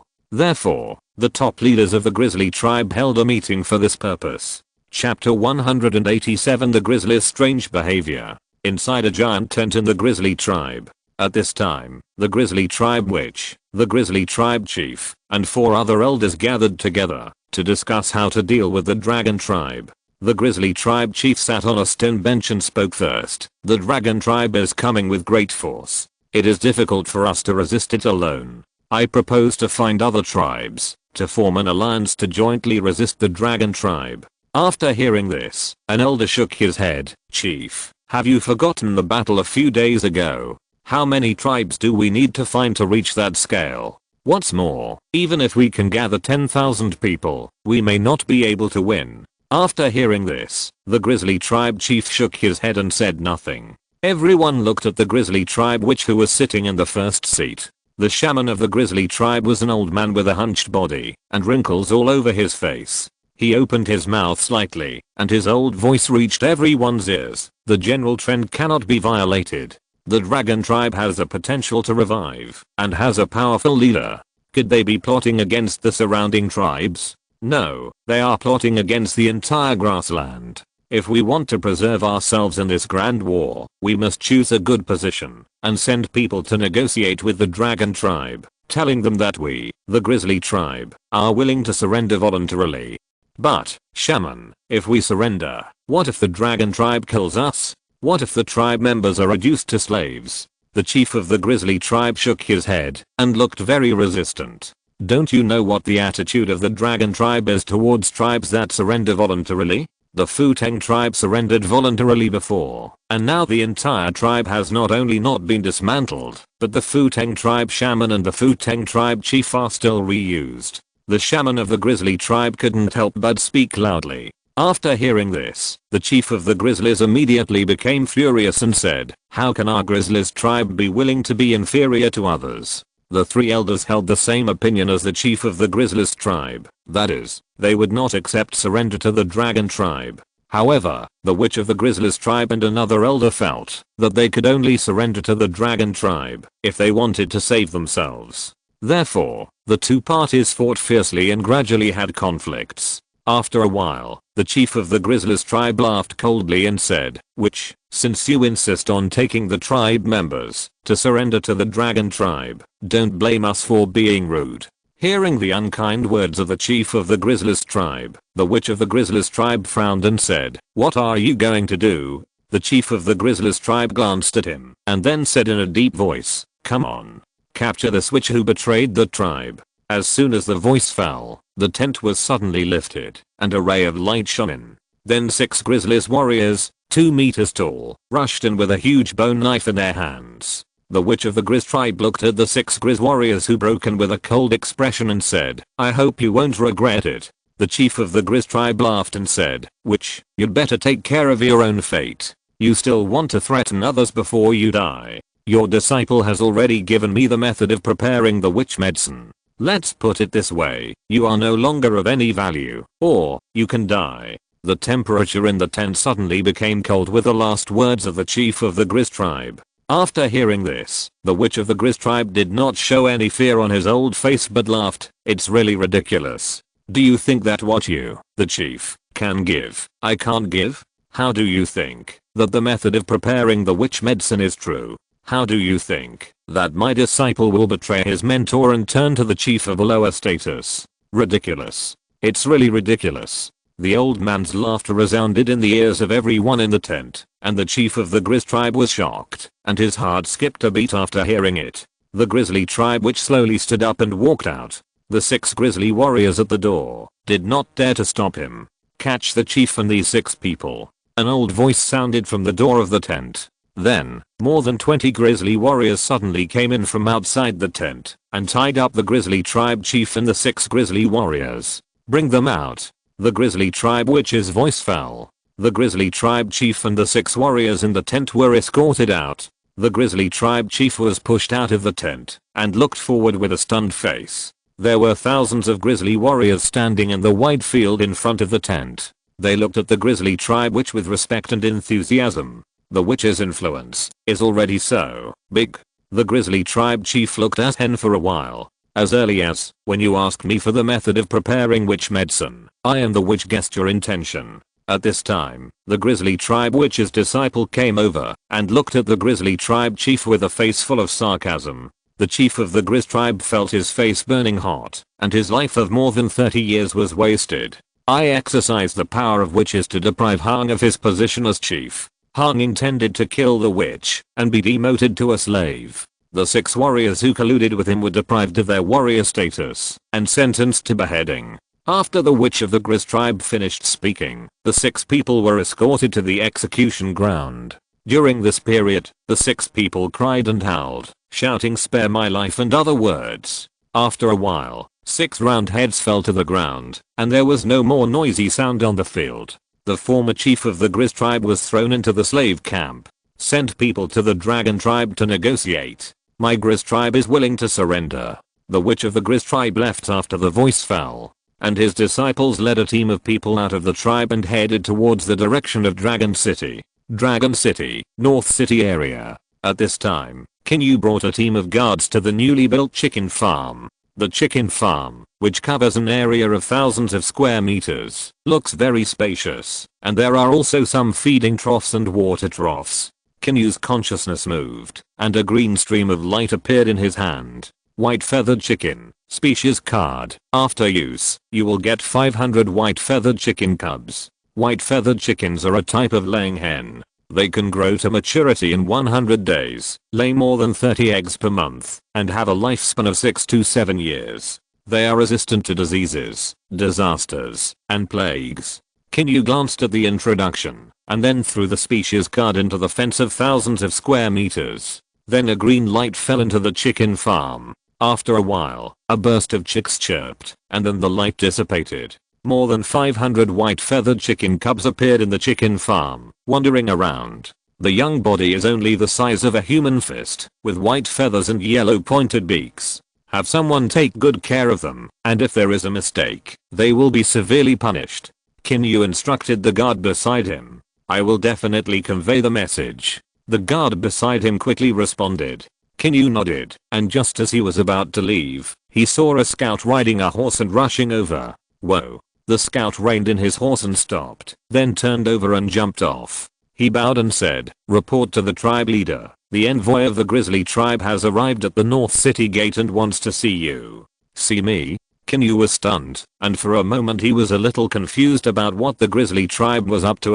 Take them to the meeting hall. I'll go back now, Qin Yu said and got on the carriage. No matter what tricks they have, they will be disintegrated under absolute power, and the conspiracy will have nowhere to hide. In recent days, Qin Yu's work has been focused on studying currency. At present, the only material Qin Yu can use to forge currency is copper, or tin is also okay, or even stone. But for now, it is best for the forged currency to have value itself, not meaning. After a while, the carriage stopped at the meeting hall, and Qin Yu jumped off the carriage and walked straight in. He sat on the platform and waited for about 10 minutes before the guard came in and reported, "Chief, the envoy of the grizzly tribe has arrived and requests an audience. Let him in." A solemn and cold voice sounded from the empty hall. "Yes," the guard responded, then bowed and stepped back.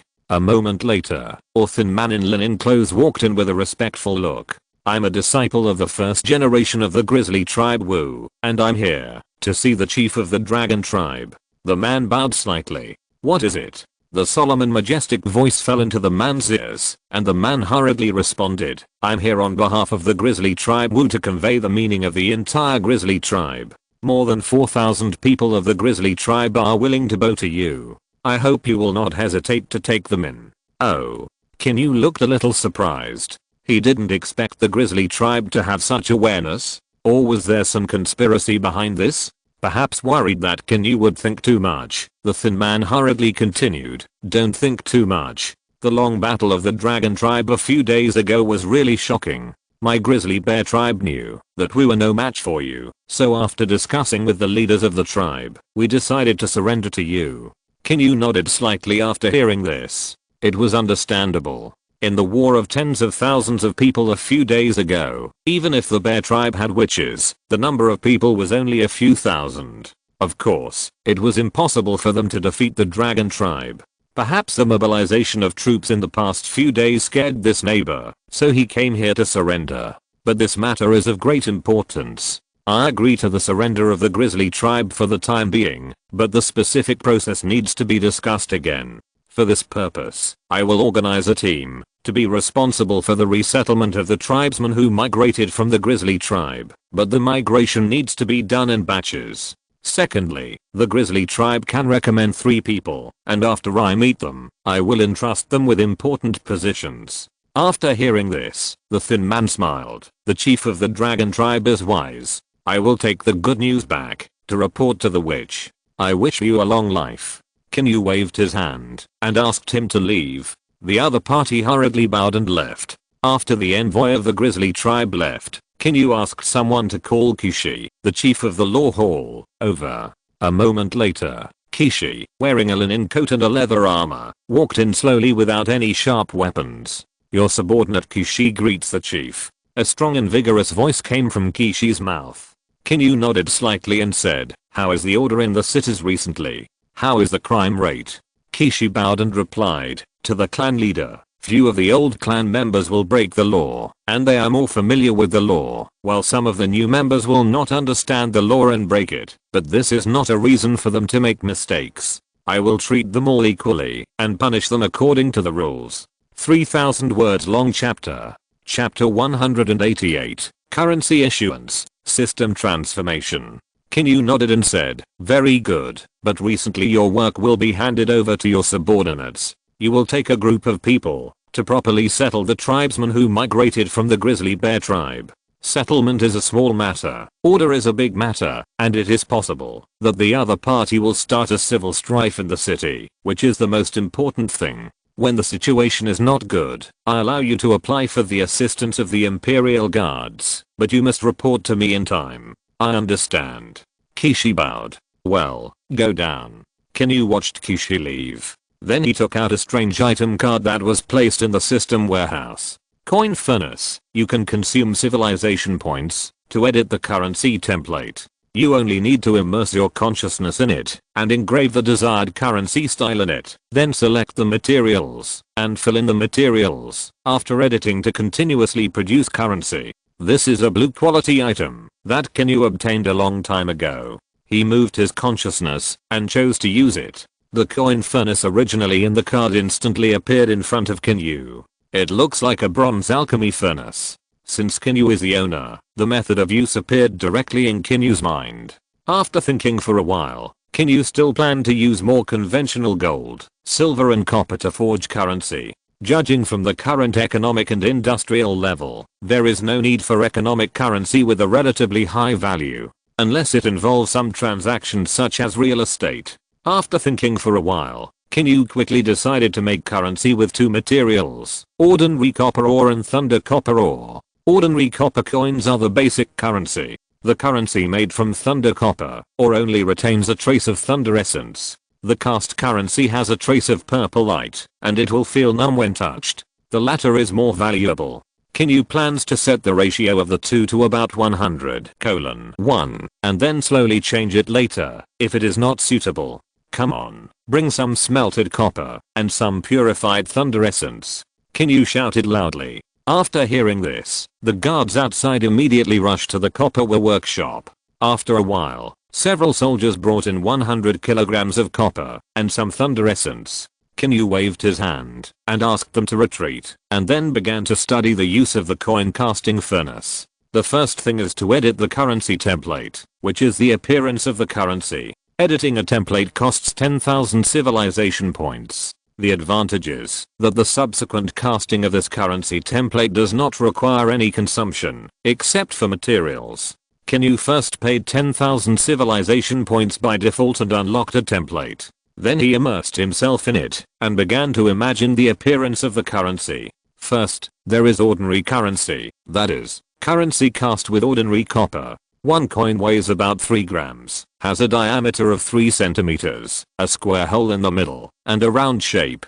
The body of the copper coin is engraved with a 5-clawed golden dragon. It looks majestic and has majestic eyes. The whole pattern looks like a real dragon is pasted on it. After the general image was drawn, Qin Yu edited a name. It is called Copper Dragon Coin, or Copper Dragon Money. After editing the name, Qin Yu chose to confirm, and then put 10 kilograms of copper in with a conscious move, and chose to cast. Only to hear the coin casting furnace begin to hum, and then piles of cast copper coins gushed out, and fell to the floor with a clatter. Qin Yu picked up one, and took a look. It was exactly like the image he had edited, very vivid, and a hint of majesty could be revealed from the dragon's eyes. 10 kilograms of copper produced about 1,600 copper dragon coins. Qin Yu nodded with satisfaction, and then spent another 10,000 civilization points to edit the second currency template. The material is 5 grams of copper, 0.1 grams of thunder essence, weighing about 5 grams, with a diameter of 5 centimeters. It also has a square hole in the middle and a round shape. The copper coin is engraved with a 5-clawed golden dragon. The name is also Copper Dragon Coin, or Copper Dragon Coin, but the former is a small copper dragon coin and the latter is a large copper dragon coin. After confirming it, Qin Yu put the material into the coin casting furnace. After a while, the copper coin, that is larger than the small coin, was cast according to the shape Qin Yu had edited. The difference is that in addition to being larger, there is also a trace of purple light on it.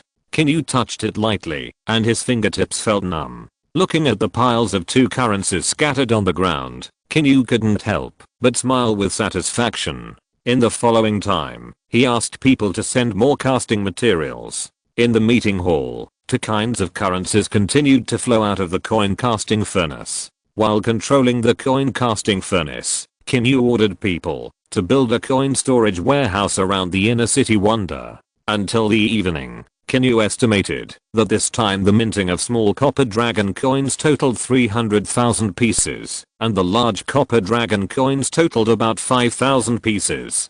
Qin Yu personally led the guards to transport these currencies to the built coin storage warehouse. Then he ordered a group of 50 guards to guard the surrounding area. In the afternoon, Qin Yu called Zhu Yi and C2 to the meeting hall. The currency is ready.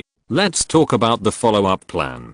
Qin Yu looked at the 2 people sitting down and then spoke. After hearing this, Zhu Yi stood up and bowed slightly, saying, "My lord, I have drawn up a price policy and a policy that records hundreds of surnames, as well as an industry remuneration table, which can be implemented at any time. But before implementation, we also need to make some preparations, such as some disabled people and elderly people who are unable to work. Secondly, there must be enough jobs in the civilization so that many people can get paid to live, and then all kinds of living facilities must be complete.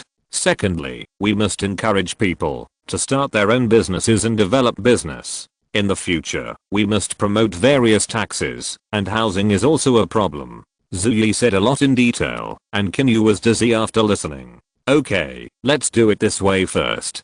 Zhu Yi, you go to investigate and submit the policy after the final confirmation. In addition, let's discuss the living facilities that need to be built." After Qin Yu finished speaking, several people had a long discussion. The living facilities that need to be built temporarily include canteens, public toilets, public baths, clothing workshops, living workshops, medical clinics, schools, fresh food workshops, pottery workshops, and dozens of other types. More facilities will be gradually improved with the development of the economy and the needs of the tribesmen. 5 days passed in the blink of an eye, and the disturbance that started in Dragon City gradually expanded from a small scale. First, a number of homes for the disabled and the disabled in Dragon City, who were too old to work, were sent there. The tribe provided them with a place to live, and food for free. More than a dozen new laws were added. Now all the items obtained by the tribesmen no longer need to be handed in, but belong to themselves.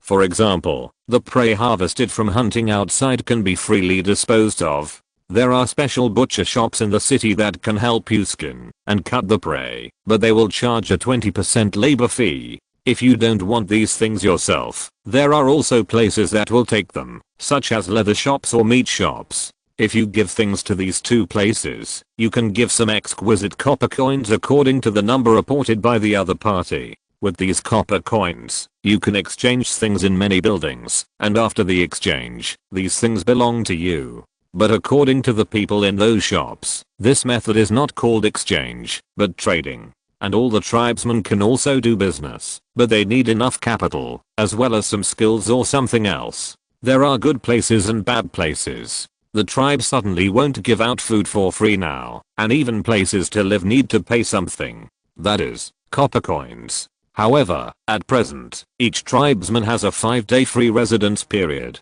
If you want to live after 5 days, you have to pay some copper coins. You can also buy a house of your own with a large number of copper coins. In addition, there will be some poverty alleviation food shops in Lancheng. There will be some wild vegetables and porridge for free. The taste is very light, and the wild vegetables are particularly difficult to swallow. But at the same time, a labor workshop in the inner city can provide many jobs, and a day's work can be exchanged for a lot of copper coins. Most of the tribesmen in Longcheng are very excited. The rewards they get from work can buy many things of their own in the city. Even food can be exchanged for things that you couldn't eat before, but the copper coins you need to spend are more expensive. Qin Yu was relieved about this. As long as there is no trouble, everything is moving in the right direction. At this time, the 100 family surnames have been promulgated in Longcheng, and some tribesmen without names can be named according to the surnames on the 100 family surnames. In addition, each person can receive 10 small dragon copper coins at a civil registration building in the inner city, but the premise is to record some information, such as name, gender, height, appearance characteristics, specialties, experience, etc. After successful enrollment, you can get 10 small dragon copper coins. The changes in Longcheng are like the world turning upside down, and some people who have never worked have also caused some trouble. However, under the oppression of the general trend, there has been no change. The labor workshop can provide a lot of work. Even if it is the original system, you don't work, but enjoy the fruits of other people's labor. Why? Therefore, Qin Yu doesn't care about this kind of people at all. You can choose not to work, but if you cause trouble, I'm sorry, the people in the law hole will deal with you. Serious ones are directly sent to the mines to mine for free. At first, some tribesmen resisted, but looking at the food in the canteen next to the poverty alleviation food store, it was so fragrant and tempting. Looking at the wild vegetables and porridge in the poverty alleviation canteen, the saliva in the mouth is about to flow like a river. In order to eat better, some people first went to the Menlu building to record their personal information, and then used the copper coins they received to have a big meal in the canteen. They satisfied their appetites with fish soup with lamb, roasted deer chops, grilled lamb chops, beef stewed with potatoes, etc. It tasted so sweet. After savoring it the next day, the desire to make money increased. Therefore, the labor workshops are full every day these days. There are also some jobs that are paid according to the month, but food and accommodation are provided every day. This kind of work is also the most sought after. 3000 chapters. Ode 2000. Chapter 189. I, your godfather, used to be a village chief. In the inner city, countless tribesmen gathered here, and the noise was loud and bustling. Complex voices rang out continuously. Hey, what's going on in front? A young man in the crowd asked the person next to him curiously. Come closer, someone is talking in front. The person next to him responded and continued to squeeze forward. As he got closer and closer to the front row, he saw a yellowed paper with handwriting on the wall in front of him, and someone was repeating the words on it. You only need to pay 200 small copper dragons every month to get a 50 square meter house of your own. You don't need to pay any more after 3 years, and the house will belong to you in the future. Sir, does that mean you don't have to live with others in your own house? A man in the crowd asked. The person in charge of reading from the internal affairs school smiled and answered loudly, yes, as long as you sign the agreement and pay 200 copper coins every month, the house will be yours. You can live there by yourself if you want, or live with others if you want. Even if you want to take a woman home to live with you, that's fine, but the premise is that you don't break the law. Ha ha ha ha. The crowd couldn't help but laugh after hearing this. Everyone became excited and wanted to sign the house purchase agreement. However, one of them couldn't help but say, 200 little dragon copper coins a month. Is it easy to make money? Of course it's easy to make money. I work in the copperware workshop. Do you know how many little dragon coins I make a day? A full 35. The owner said that it would be more than 1,000 a month, so 200 is not a small amount. Why is it so high? I only make 25 a day in the logging team, but there is no pressure to buy a house. The man next to him smiled and shook his head and said, you must have gone too late. Those who went early got the good jobs. Hey, you guessed right. I went to the labor workshop on the 3rd day. There were faint conversations in the crowd, which made some people very envious. Even 25 little dragon coins are enough to buy 2 or 3 servings of fish soup and mutton. 3 servings of mutton a day, my god, what kind of life is that? Some of the people in the crowd turned and ran to the labor workshop to find a job, while others started to sign a house purchase agreement and then went to choose a house. At present, the only houses for sale are those in the West City. The West City is planned as a residential area, and most of them are 2-story wooden houses or 1-story rammed earth houses. Rammed earth houses are more expensive. If calculated according to the 3-year period, 300 small dragon copper coins are acquired every month, while wooden houses only need 200. But it is only the price of 1 floor. For example, a 2-story wooden house can accommodate 2 residents, and each floor is 50 square meters. In one afternoon, more than 600 houses in the West City district were signed, and most of them were tribesmen with stable jobs. After buying a house, they are more dependent on their home. The furniture shop was full of business that day. Most of them came to buy tables, chairs, and beds. On the 2nd day of the house purchase turmoil, the business of the fresh food shop and the stone stove shop, which mainly sell various ingredients, also improved. Many tribesmen began to plan to cook at home because they found that the taste of the fish soup and mutton made according to the canteen's method was almost the same, but the cost was 1/3 or even half lower. But of course, there are also clumsy people who will mess up and taste bad duck. A few hundred meters outside Longcheng, there were 2 people from the dragon tribe lying on the grass. The older one was estimated to be in his 30s, and the younger one was estimated to be about 13 or 14 years old. The older one was called Linshi. Of course, his original name was not this. Since the tribe had 100 surnames, he gave himself a new name. Godfather, the prey is coming. The young man beside him whispered, hush, don't make a sound, wait until it's closer. While whispering, Linshi slowly raised the hunting bow in his hand and took out an arrow with a stone arrowhead from his back. Looking at the little deer in front of him, which was more than 1 meter tall, gradually approaching this side, Linshi slowly put the arrow on the bowstring and then slowly tightened it. Whoosh, Linshi saw the right time and shot the arrow instantly. The bowstring vibrated violently, and then only heard the deer's wail, and then saw the previous arrow instantly shot into the deer's neck. The deer struggled for a few times, and then fell straight to the ground. Godfather, you got it. You really are a retired warrior from Chief Ya's archery team. The boy shouted excitedly. Linshi waved his hands and smiled. He was very pleased with the boy's praise. Don't smile foolishly. Go and pick up the prey. We will go back to the city now. This deer, I estimated, can be sold for more than 200 yuan. Hey, I know. Godfather's leg was injured. From now on, I will be your leg. The boy smiled and ran towards the prey swiftly, grabbed one of the deer's feet, and pulled it up. Lin Shi took a look at the deer and then said, "It's estimated to be about 100 pounds. You are quite strong." The boy immediately raised his head after hearing this. "Of course, Godfather, when will you teach me archery? I want to wait a few years to join the army. I heard that those with excellent military skills can be directly promoted to officers, and their families will also have very good treatment." Lin Shi was silent for a while after hearing this, then turned around and took the boy to the direction of Langcheng. As they walked on the road, he said, "Joining the army is dangerous. Since the establishment of Langcheng, I have experienced 4 or 5 wars. This leg is a disability left by resisting those green-skinned monsters a few days ago. But I think your godfather was also a tough guy in the army." Even Commander Yap praised his archery skills. About a few months ago, the tribe was attacked by a group of tribes that could drive black wolves.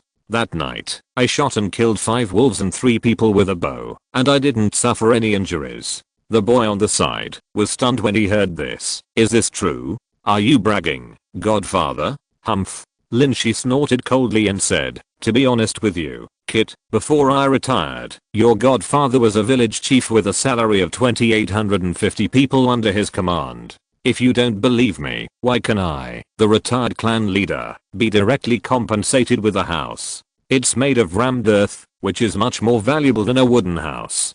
Godfather is awesome. When will you teach me archery?" The young man rubbed his hands in anticipation. Lin Shi frowned and thought for a while, then said, "We will go out hunting these days. You just watch carefully, and I will teach you formally after a while. A set of bows and arrows costs 50 coins. In this way, the two of them walked and chatted all the way to the city gate. Although the city gate was open at this time, there was still a team of spearmen guarding it around. "What's your name?" the leading village chief asked. "Lin Shi. If you're listening to this novel on a channel other than Fanfic World, it means they downloaded and uploaded it without effort. We cordially invite you to visit our channel, Mundo Fanfic Novelos. There you'll find the original version of this story and you can explore many other novels of various genres. We're waiting for you to immerse yourself in a world of incredible novels." Chapter 195 Star Generals. Expansion plan kicks off. What's the tribe member's number? 4688. 4688. The leading village chief nodded slightly, then took out a thick booklet, and then found the page with Lin Shi's information according to the number. Lin Shi, male, 36, retired village chief of the former Yat City Lord's personal guard camp, 1.82 meters tall, strong, good at using bows and arrows, with a disability in his left calf. The village chief checked the information on the Minlusa one by one, and confirmed that this person was consistent with the above. He put his right fist on his chest, leaned forward slightly and said, "Please come in." Lin Shi nodded slightly and then asked the young man to report the information. After everything was confirmed, the two entered the city. Due to the opening of private ownership, the tribe members in the city can now enter and exit freely, but the premise is that you must have your information recorded in the Minlusa. If you can't find it, you can't go out or come in. This move is also for the safety of the city. This idea was proposed by Kishi.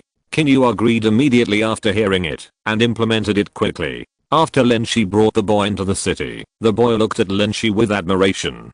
"Godfather, that officer was so polite to you." Lin Shi's mouth corners slightly raised and said, "Of course, the captain. You will also have a lot of generous benefits after retiring from the army." The two chatted while taking the prey to the slaughterhouse. "Just the meat and skin. The rest will be used as labor fees." Lin Shi handed the deer in. A strong man in the slaughterhouse smiled and replied, "Okay, I'll handle it right away.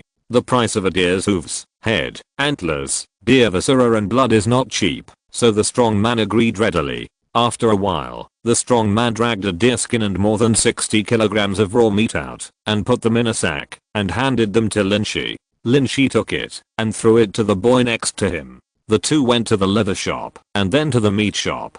The former sold a deerskin for 38 small dragon copper coins, and the latter sold 60 kilograms of meat for 240 small dragon copper coins. The average purchase price of a pound of venison is about 4 coins, and 1 coin can buy about 3 grain steamed buns, and 4 coins is 12 grain steamed buns. Therefore, most tribesmen buy grain-steamed buns to eat, and only a small number of tribesmen who get good jobs can enjoy some high-end ingredients. Don't think that Lynchie can earn several days' wages for hunting a prey. At present, hunters don't make much money. First, a hunting bow costs 50 coins. If you don't know how to use it, you need to practice for a long time after buying it, and this practice time will consume the life of 2 hunting bows. There are very few tribesmen who know and are good at archery, so there are few hunters who can make money, so hunting ability is generally not high. The hunting bow was agreed to be sold by Qin Yu. The range is only 40 or 50 meters, and the damage is not high. It can only hit prey with not very thick skin. One is to increase the popularity of archery among the tribesmen, and the other is to increase hunting ability. After all, the tribe will not take the initiative to call people out to hunt now, and can only rely on some tribesmen to go out hunting to provide meat sources for the market. In the past 2 weeks, Qin Yu has seen Zhu Yi's ability. The institutional transformation launched in Langcheng has been very smooth. The issuance of currency and the development of the economic system, and even the institutional transformation, have achieved great results. Qin Yu estimated that it would take at most another month to completely transform and improve. In addition, due to the emergence of the new system, there are many more official departments in Langcheng. For example, the Minluo office responsible for recording the information of the tribesmen, the labor workshop responsible for resettlement work, the household registration office responsible for processing and recording household registration and marriage, etc. In the past 2 weeks, the original population of 50,000 to 60,000 in Langcheng has gradually migrated 30,000 to the other 3 cities. At present, there are more than 30,000 people left, including the army. This is a vacancy that Qin Yu made for the subsequent captured population. More than 10,000 troops are also ready to go. The more than 4,000 people and more than 2,000 slaves of the Grizzly tribe have also completely migrated here. The whole process was divided into 5 migrations, and there have been no accidents. The Grizzly tribe was temporarily arranged in the East City area. The 3 people they recommended were the Grizzly tribe witch and his disciples, and one was a military figure, the leader of nearly 2,000 warriors of the Grizzly tribe. In this grassland expansion plan, Qin Yu decided to bring the newly joined Grizzly tribe with him. He was mainly afraid that the army would go out to fight and leave the Grizzly tribe behind, which would cause trouble. Qin Yu had seen more than 1,800 Grizzly warriors. They were all 2 meters tall and strong, and each of them had a strength of no less than 300 kilograms. This made Qin Yu breathe a sigh of relief. If he really fought with the Grizzly tribe, he would inevitably suffer some losses. So it would be great if they took the initiative to surrender. This time, the leader of the more than 1,800 warriors of the Grizzly tribe was still the original leader, Myuhu.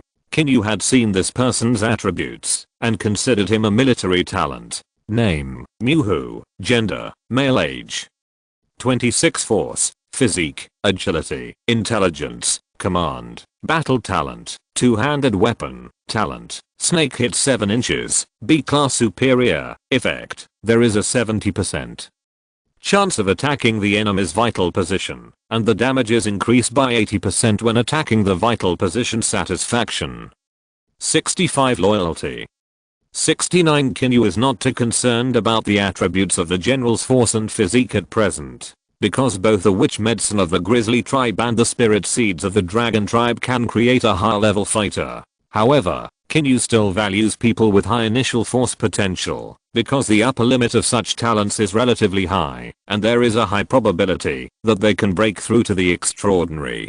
Myuhu's attributes are considered to be a fierce general, and his command attributes are relatively above average. In the dragon tribe, any character with a command attribute equal to or exceeding 3 stars can serve as a lieutenant in charge of 1,000 people, and only those with a command attribute exceeding 4 stars can serve as a lieutenant in charge of 3,000 people. In addition, Qin Yu will serve as the general commander of the grassland expansion plan, and the deputy generals will be Li and Yap, and the vanguards will be Ji, Yuming, Hupio, Myuhu, Yunwu, Yao Zion, Jiang Li and others. A total of more than 12,000 troops will be dispatched.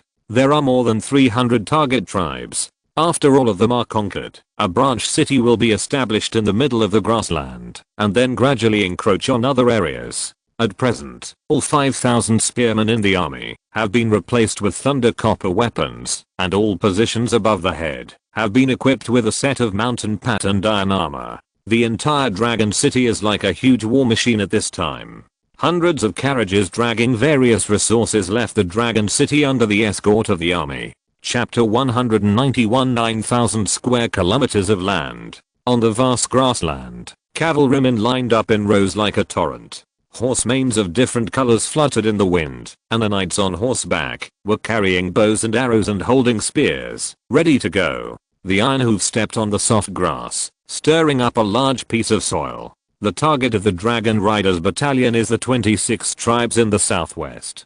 Yuming recalled the order issued by the tribe leader in the morning, and then shouted loudly, "The target is the southwest. The whole army is moving." With Yuming's order, more than 1,000 cavalrymen began to run forward from the first row, and the rows behind followed quickly. More than 1,000 cavalrymen ran wildly on the grassland at the same time, and the sound of horse hooves gradually became louder and louder, like a thunderclap on the grassland. The surrounding earth was shaking, the wild grass trembled and pressed against the ground, and the terrifying momentum spread to the surrounding tribes. Before the nearest Yang tribe had time to react, a large number of cavalrymen directly trampled down the tents of the tribe, and hundreds of people surrendered directly upon seeing this. Yuming, riding on his horse, saw many Yang tribe members kneeling on the ground to surrender, and shouted loudly, "Take your things, and go to Langcheng to surrender. If you don't obey my order, death." After the voice fell, the Yang tribe chief quickly responded, "Don't worry, sir, we will rush to Langcheng to surrender." After the Yang tribe chief finished speaking, he immediately took the tribe members to pack up, and rushed to the direction of Langcheng. Seeing this, Yuming's Dragon Cavalry Battalion left, and ran to the next tribe. With the current reputation of the Dragon tribe, if it wants to annex any tribe, it can even do it without bloodshed.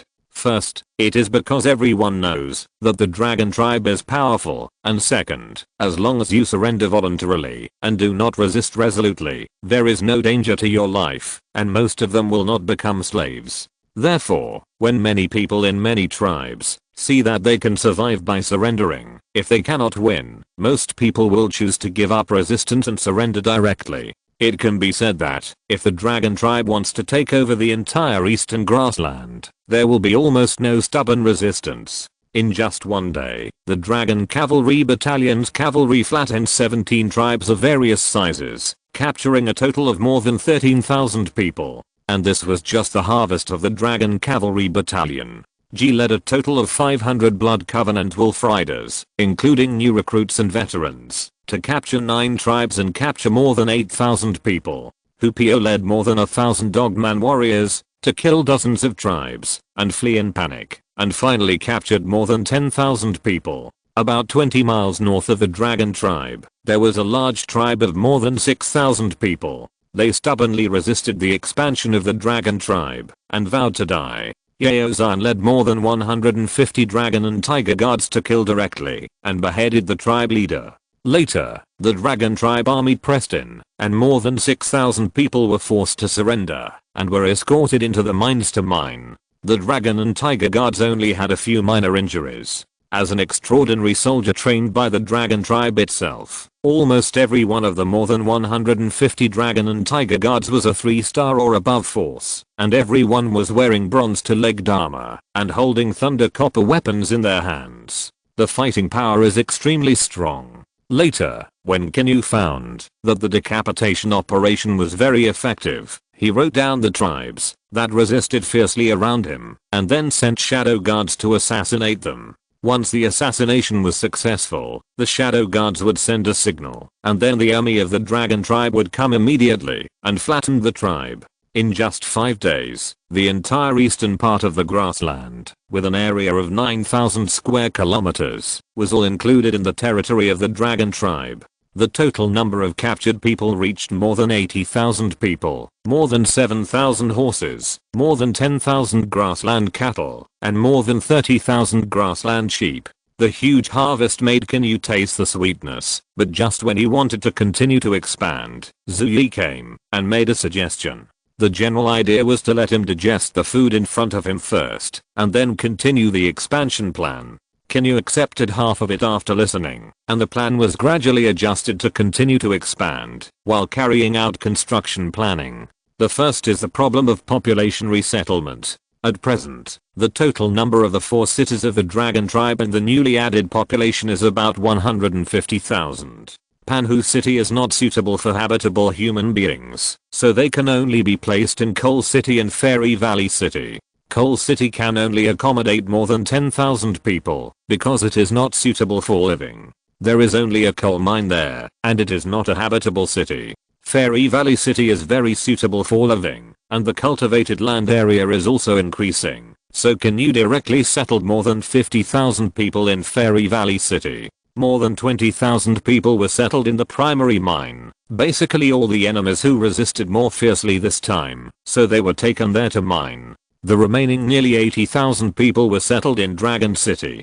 Therefore, the order in Dragon City was a little worse at this time, but it was soon suppressed by Qixi and the people of the Law Hall, in order to settle the extra population in Dragon City as soon as possible, and secondly, to increase the control of the territory that has just been incorporated into the Dragon Tribe.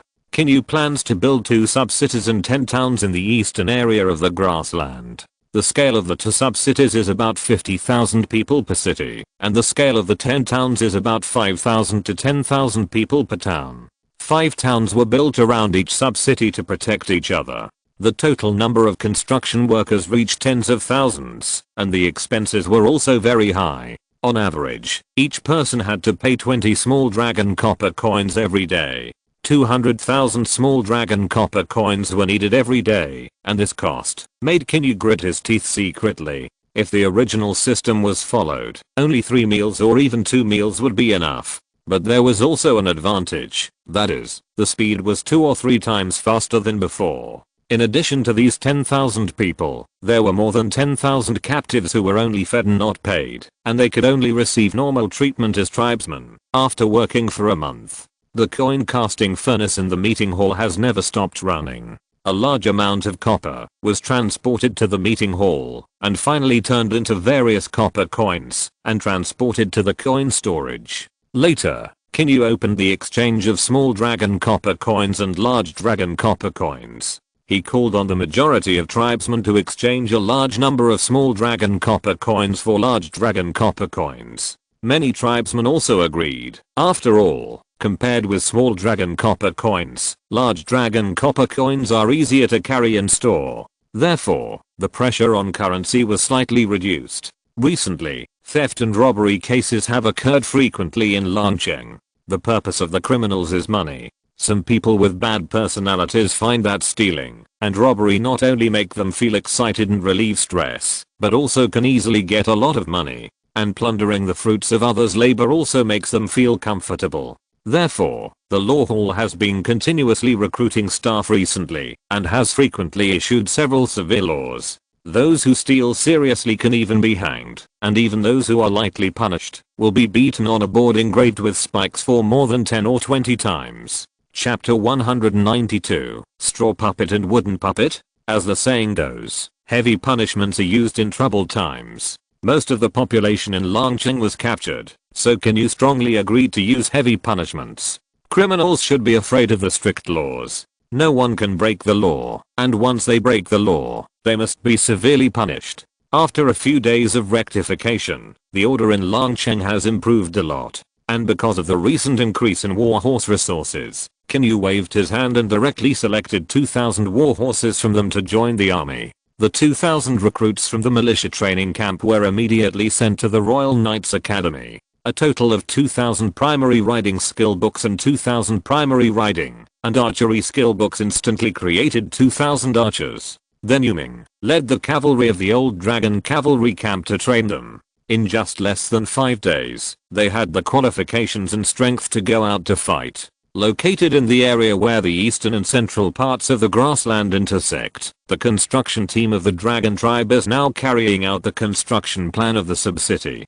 The area of the sub-city is about 10 square kilometers, and the construction team of this sub-city has about 6,000 people. Hundreds of carriages transported construction materials from Dragon City to here. On the way, a captain of the Dragon Cavalry Battalion led 100 cavalrymen to escort them. After the construction materials were delivered, the 100 cavalrymen did not leave, but were responsible for patrolling around to prevent enemy attacks. In addition, there were 300 spearmen responsible for protecting the construction team. About a mile away from here, there was a team of more than 30 people with strange whereabouts. They were wearing animal skins and holding wooden spears in their hands and were running towards the construction team of the dragon tribe in front. The leader said, "This time the witch sent us here to drive these guys out of our territory. We must be ruthless. We must let them know the price of daring to cross our territory casually. Yes, we were bullied by the Bone Erosion tribe and Zeiss, and now we are the overlords in the grassland.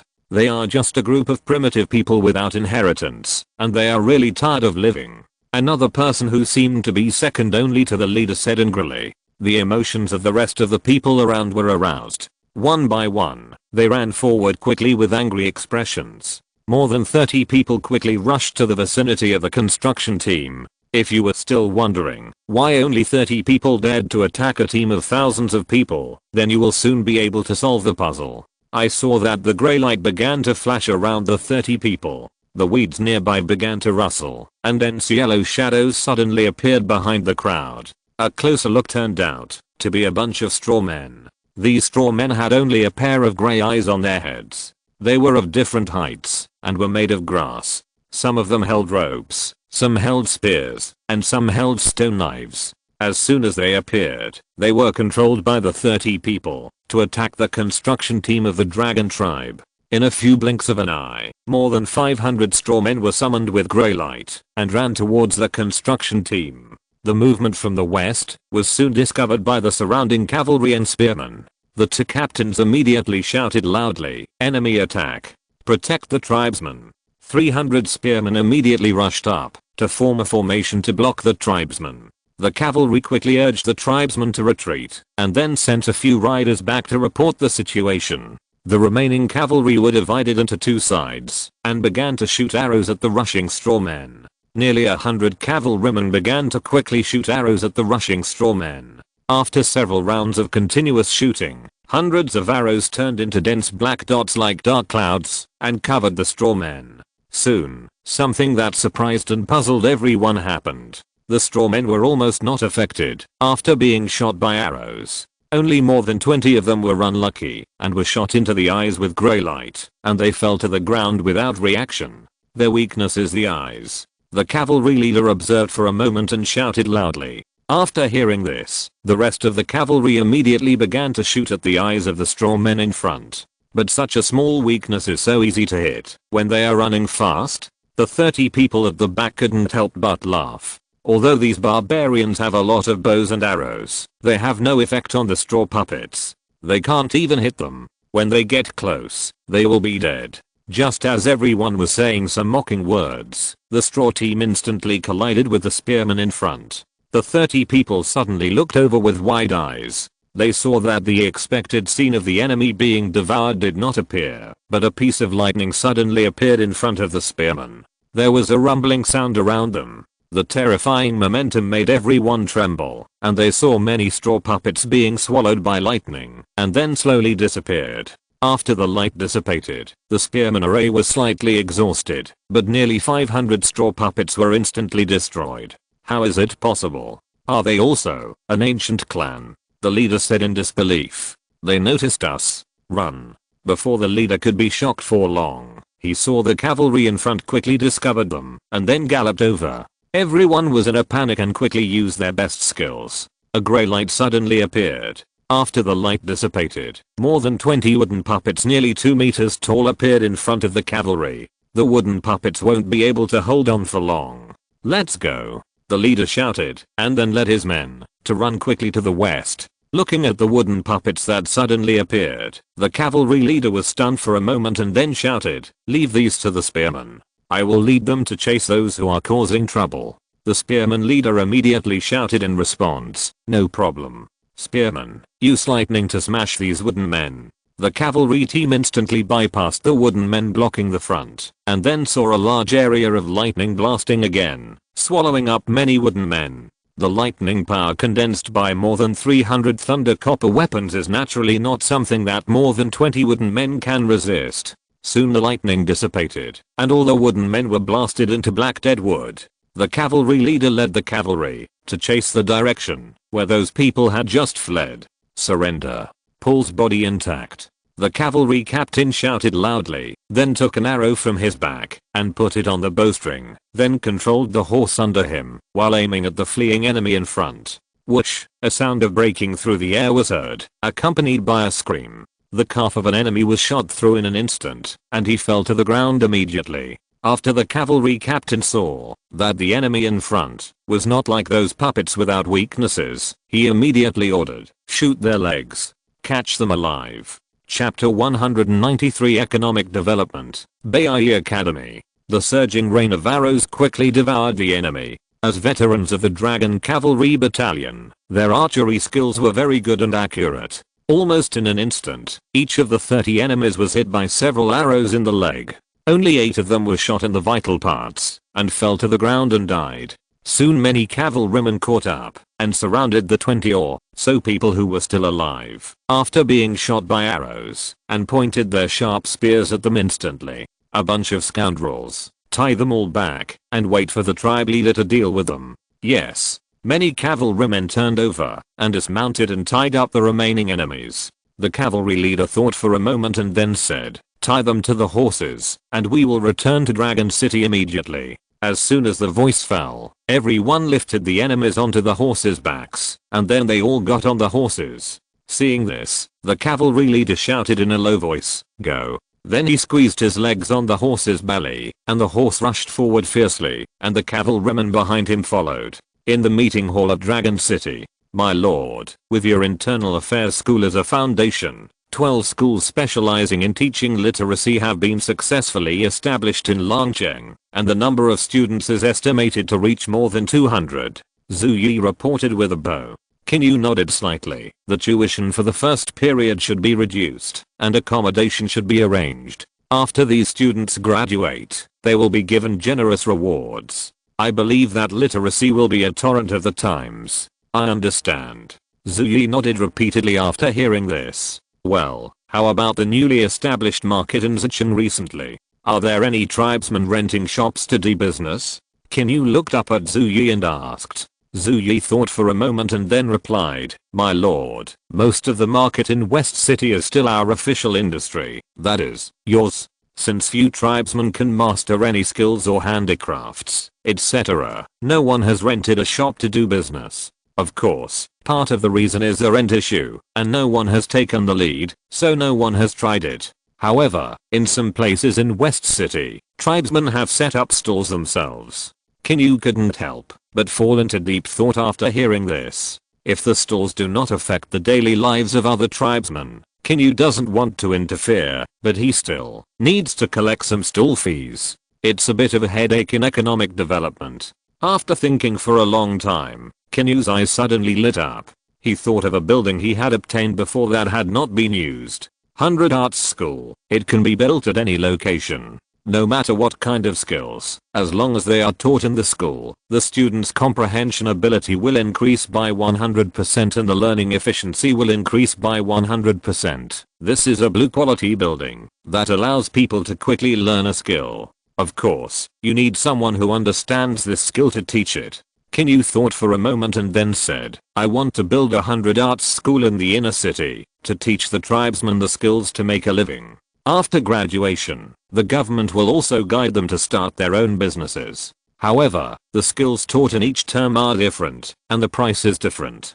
Let's set the first term as textile. The semester is 7 days, and the tuition is 100 small dragon copper coins. Write this information as a notice and publish it. After hearing this, Zhu Yi's eyes suddenly brightened and said, my lord is wise. This move not only plays a leading role, but also allows the economy and industry to develop rapidly. I will do it now. After Zhu Yi finished speaking, he bowed and turned to leave. After Zhu Yi left, Qin Yu took the time to go out and choose a suitable location for the 100 Arts School. The location was set next to the Internal Affairs School. With a flash of blue light, a wooden school with an area of more than 500 square meters appeared in front of Qin Yu. It is about 5 meters high and covers an area of more than 500 square meters. It looks very spacious after walking in.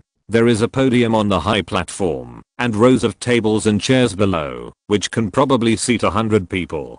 Qin Yu nodded in satisfaction, then turned and walked out. When he went out, he ran into 2 guards. The 2 guards came forward and reported. Report to the clan leader. The construction team of the western city was attacked by the extraordinary, and some of the enemies have been captured by the dragon riders and brought back to the city. Extraordinary attack? Qin Yu was stunned and then hurriedly said, "Where are they now?" To reply to the clan leader, "The enemies have been imprisoned in the inner city prison." A guard replied. Qin Yu nodded slightly and said, "Lead the way quickly." A large carriage escorted by a team of well-equipped guards arrived at the gate of the inner city prison. Qin Yu jumped out of the carriage after pulling aside the curtain. In front of him was a stone wall building with an area of only more than 20 square meters. In the middle of the stone wall was a bronze door, which was closed, and there were 10 guards on both sides to guard it. Clan leader. A sergeant of the guard saw the visitor and immediately beat his chest and saluted respectfully. This is a military salute established by Qin Yu. When subordinates meet their superiors, they should clench their right fists and gently hammer on their left chests. It is to show respect and inferiority, and more importantly, it is to reflect the majesty and status of the superiors. It is conducive to improving the ruling power, but in essence, it is just a kind of etiquette. Open the door. Qin Yu's cold voice resounded in the ears of many guards. Yes. The guard sergeant responded respectfully and then took out a key from his waist and inserted it into the door lock. Click. With a crisp sound, the door lock was opened, and then a series of teeth grinding creaking sounds sounded, and the door was pushed open. What caught the eye was a stone staircase leading down. That's right, the prison was actually built underground, and the building of more than 20 square meters above was just the entrance. The prison in the inner city is specially used to detain some more important prisoners or captives. Some serious criminals who are not sentenced to death will be imprisoned, but how can people with heinous crimes be locked up comfortably? Therefore, this cramped, dark and damp underground prison was born. Rats and reptiles are even more common in it. A guard lit a torch and then led the way in. For safety reasons, Qin Yu followed behind 5 guards, and there were 5 more guards behind him. The firelight slightly illuminated the narrow space underground. Qin Yu slightly turned sideways to look at the cages on both sides. The criminals imprisoned in them were all black and dirty. Qin Yu withdrew his gaze with disgust on his face and followed the guards to find the location of the cage where the group of enemies were imprisoned. There were more than a dozen people imprisoned in the bronze cage, and the same was true for the one next door, which held more than a dozen people. The group of enemies was imprisoned separately. Who is the leader among you? Qin Yu asked in a deep voice with his hands behind his back in dragon scale armor. Humph. Several people in the prison snorted coldly and were unwilling to answer. Chapter 194 Puppet Law, Mandrill Clan.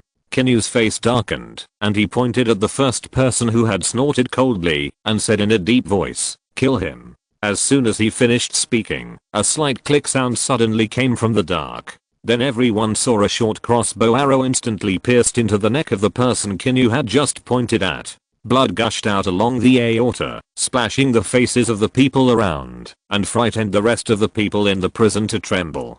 The other guards were about to be on guard, but they remembered that there was a mysterious shadow guard around the patriarch according to the rumor. They were everywhere, but no one could see them, and they were very powerful. It seemed that the mysterious shadow guard was there. The guards couldn't help but look sideways at the place where the crossbow arrow had just been fired. It seemed that direction gave him a vague feeling of being watched, but soon this feeling disappeared, and he didn't see anything. Qin Yu looked at the cage with a slightly cold gaze and continued, "I'll ask again, who is the leader? Don't waste my time. If no one says it, I will randomly designate one person to be buried with the other." The cold voice made everyone in the prison tremble. As Qin Yu's fingers began to wander in the air, everyone's tense heartstrings soon began to panic. One person quickly fell down and said in a trembling voice, "Sir, he is."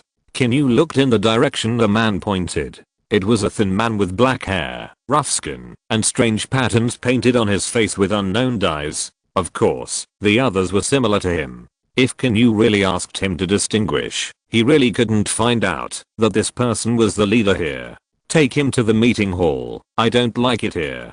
Qin Yu turned and left. After he finished speaking, several guards walked in with bone knives in their hands and escorted the man out. In the meeting hall, Qin Yu sat on the high platform, looking down at the leader of the enemy below the stage. "What's your name? What's the name of your tribe? Why did you hurt my people for no reason?" The man was tied up and kneeling on the ground, unable to get up. He turned his head with a gloomy face and ignored Qin Yu's words. "I hope your body can be as hard as your mouth."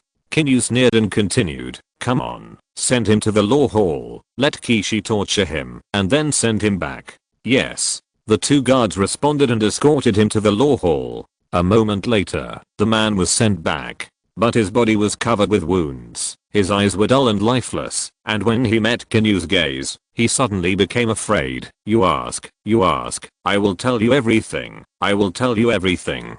Qin Yu smiled and said, "You are so shameless, you won't confess, unless you are beaten. It's the same question as before, answer me." "Yes, my name is Yushi, from the Museo clan. The witch sent us to punish those who want to invade the Museo clan's territory." "Museo clan? Are you a clan inherited from ancient times?" Qin Yu asked with a stunned look. The man below nodded repeatedly. "Well, then what are the abilities of your clan's totem? What are those straw men and wooden men?" "My lord, our totem is a fusion of the law fragments of the ancient puppet god, which can melt some materials into puppets. Those straw men and wooden men are transformed from the power of the totem." The man looked at Qin Yu fearfully and then said obediently. He was really tortured and became obedient. He had endured more than a dozen kinds of punishment before and had never begged for mercy. But he really couldn't stand being hit in the balls by stones and pierced in the balls by wooden arrows. Is that the pain that a human can bear? These people are really too barbaric. Qin Yu naturally wouldn't be curious about what kind of punishment he was subjected to and begged for mercy. His face fell into deep thought. Puppet law? There is actually such a magical law, making puppets? Qin Yu had a strong possessive desire in his heart. In Qin Yu's opinion, the strategic role of the puppet law must be greater than that of the vine. However, he had to snatch it away to study the specifics. At present, the power of all things in the King's Cauldron has accumulated very richly, and Qin Yu has even recently developed a way to transfer this energy to other people. It's just that the absorption speed depends on personal talent, but it's faster than practicing on your own. Although wizards can control extraordinary power, their cultivation speed is too slow. So far, only a few people have some combat power, but their endurance is not high, and they are not very useful at all. It's better to take them away for a search. However, after Qin Yu studied how to transfer the golden power in the King's Cauldron, everything was no longer a problem. He could start to build an extraordinary wizard army. Therefore, Qin Yu's desire for the totem of the Woodzio clan was very strong. Once he got it, the strength of the dragon tribe would be greatly improved. If it was to make puppets, the effect of Qin Yu's knowledge and vision would definitely be much stronger than these natives. It would be a waste to give them to them. What kind of straw and wooden figures can these things have any combat power? It is the best way to use them to make mechas. Of course, it is not realistic with the current industrial level, but it is promising in the future. Qin Yu can also settle for the second best, like many types of chariots in ancient times, which can be transformed. Adding the puppet law does not require horses to act as power, and they can move by themselves. Is it strong to forge a puppet giant with bronze? What about Thunder Copper? Instantly transformed into a super puppet of the type of a mage plus a warrior. The application of this law is that the higher the level of technology and the better the materials, the stronger the power produced. Even the operator studies the art of war and battle formations, and then makes various types of puppets. One person can kill a team. Even if the operator knows martial arts techniques and controls the puppets to kill into the enemy formation, how powerful will it be? The operability is too high. Puppets of different types in different terrains can be extraordinary, even if they only play the role of assisting the army. If the effect of this puppet lore is 0.001% when used by the natives, the effect in Qin Yu's hands can be directly increased to 100%, and even after the technology is upgraded in the late stage of civilization, 1000% is not a problem. In Qin Yu's opinion, the upper limit of this thing is ridiculously high. Qin Yu's mood became excited, and after calming down for a long time, he continued to ask, "Tell me the situation of the Mythical family in detail, and I will ask other people later. If there is a mistake in the information between you, then I will let you taste a punishment that is 100 times more cruel than before." Yushi below was frightened, and when he thought of the inhuman torture, he immediately revealed all the information. Chapter 195 The game between the two top grassland forces. The Mythical clan has more than 9,000 people in its own tribe, more than 40,000 people in its vassal tribe, and nearly 100,000 slaves. The entire western and central areas of the grassland are the territory of the Mythical clan. Qin Yu couldn't help but frowned as he listened to Yushi's narration. He didn't expect that this ancient clan with a totem was so powerful. And the reason they appeared in the grassland was because they couldn't survive in the western swamp. If a clan with such strength couldn't survive in the western swamp, how strong would the other clans be? Qin Yu fell into deep thought. If he really led the army to destroy the Mythical clan, then he would have to bear the enemies from the western swamp. What's more, with a population of more than 100,000, he could always pull out tens of thousands of troops, and even have the power of puppet totems. To be honest, after Qin Yu heard this, he could feel a deep pressure. It was not easy to take down the Zhao clan. It was not necessarily impossible to defeat them, but if he took a big step, he would definitely hurt his crotch.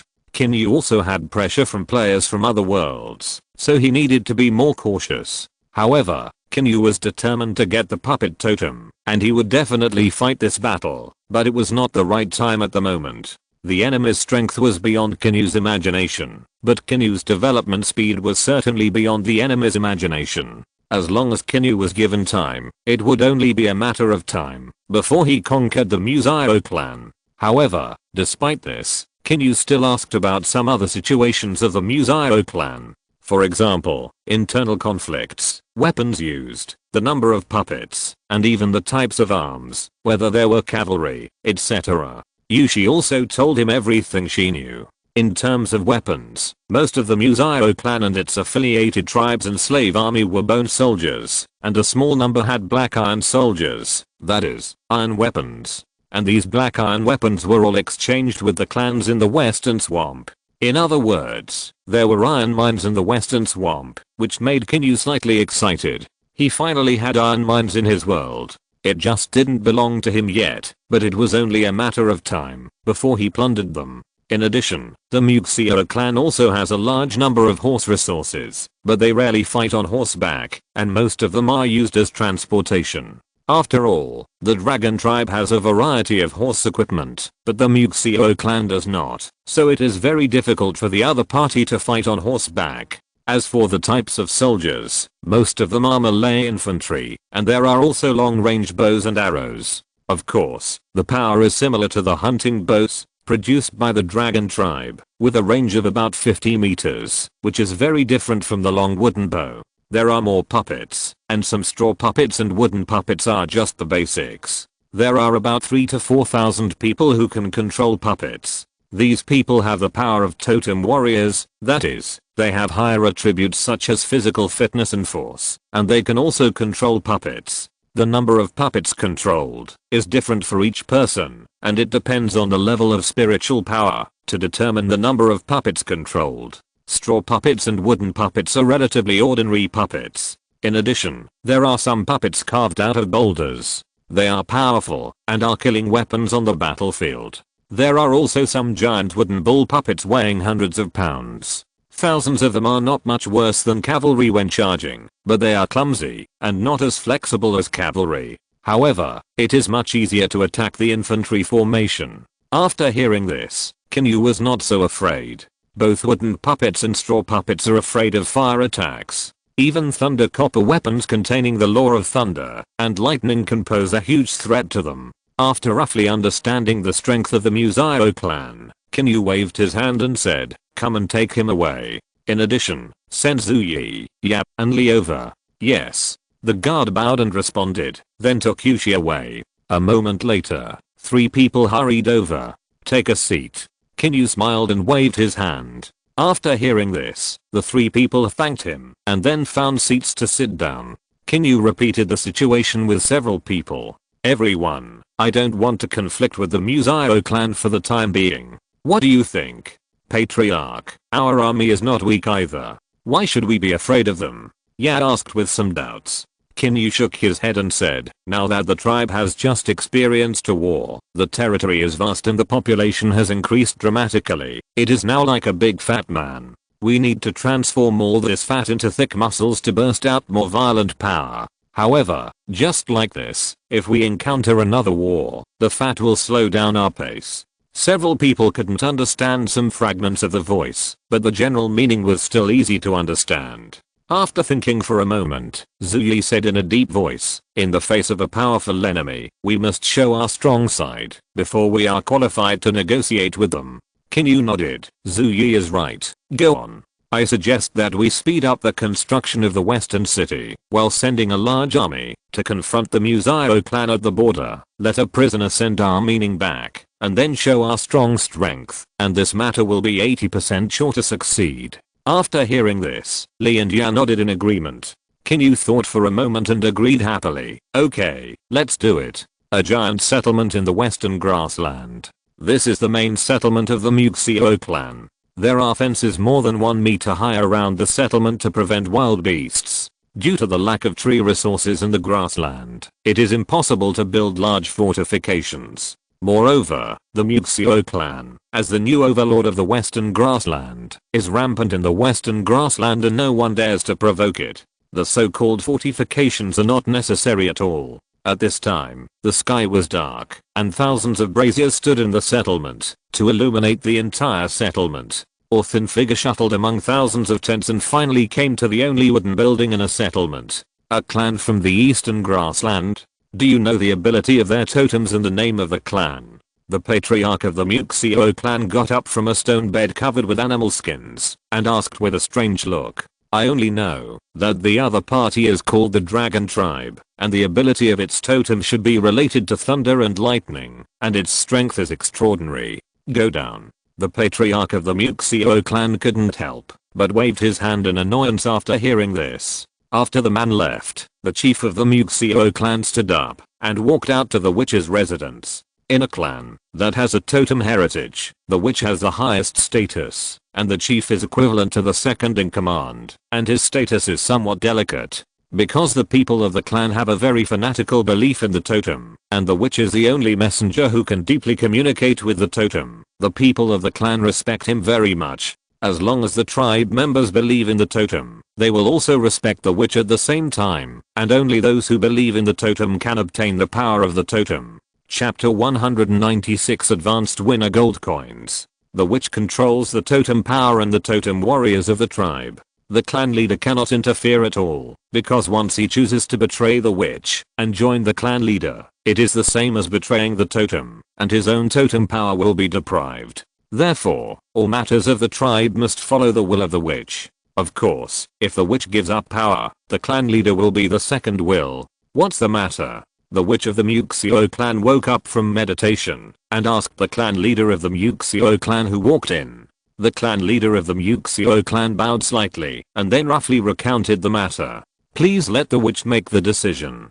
The witch of the Museo clan pondered for a moment and then frowned and said, "I didn't expect that the tribe in the east also has the inheritance of the ancient clan. Since they want to talk, let's talk. Summon the totem warriors of the 6 tribes, bring 3,000 wooden ox puppets, 500 stone puppets, and each vassal tribe to gather 5,000 warriors, plus 10,000 slave soldiers, and go to the border together. If the enemy is afraid, we will attack all the way to destroy them. If the enemy's strength is not inferior to ours, we will agree to their demands, but they are not allowed to cross the border half a step, and we must let our people go back." The patriarch of the Museo clan couldn't help but ask carefully, "Why should we compromise? If we let them build a city on the border, won't it become a threat sooner or later? The witch of the Mythical clan said in a deep voice. The tribesmen in the western swamp have sent news that there is chaos over there. The western border of the grassland is already unstable.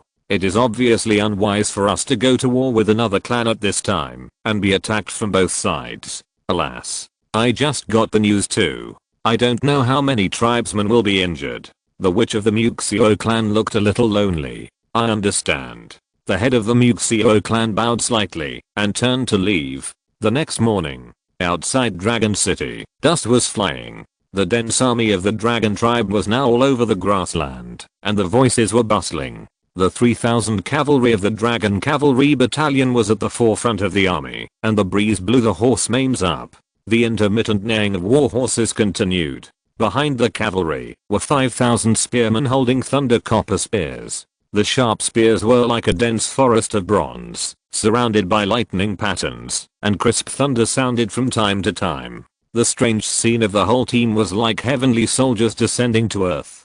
In addition, in the rear were 1,000 bronze shield soldiers, 1,000 dogman warriors, 2,000 grizzly warriors, 500 shield axe soldiers, 500 guards, 500 Futeng warriors, over 1,000 archers, 500 wolf cavalry. The total mobilized army accounted for about 80% of the total army of Qin Yu civilization. The number of people reached more than 15,000. The army that stretched from the city gate to several miles away seemed to be countless army ants migrating from the sky, and the dense black dots seemed to dye the grassland.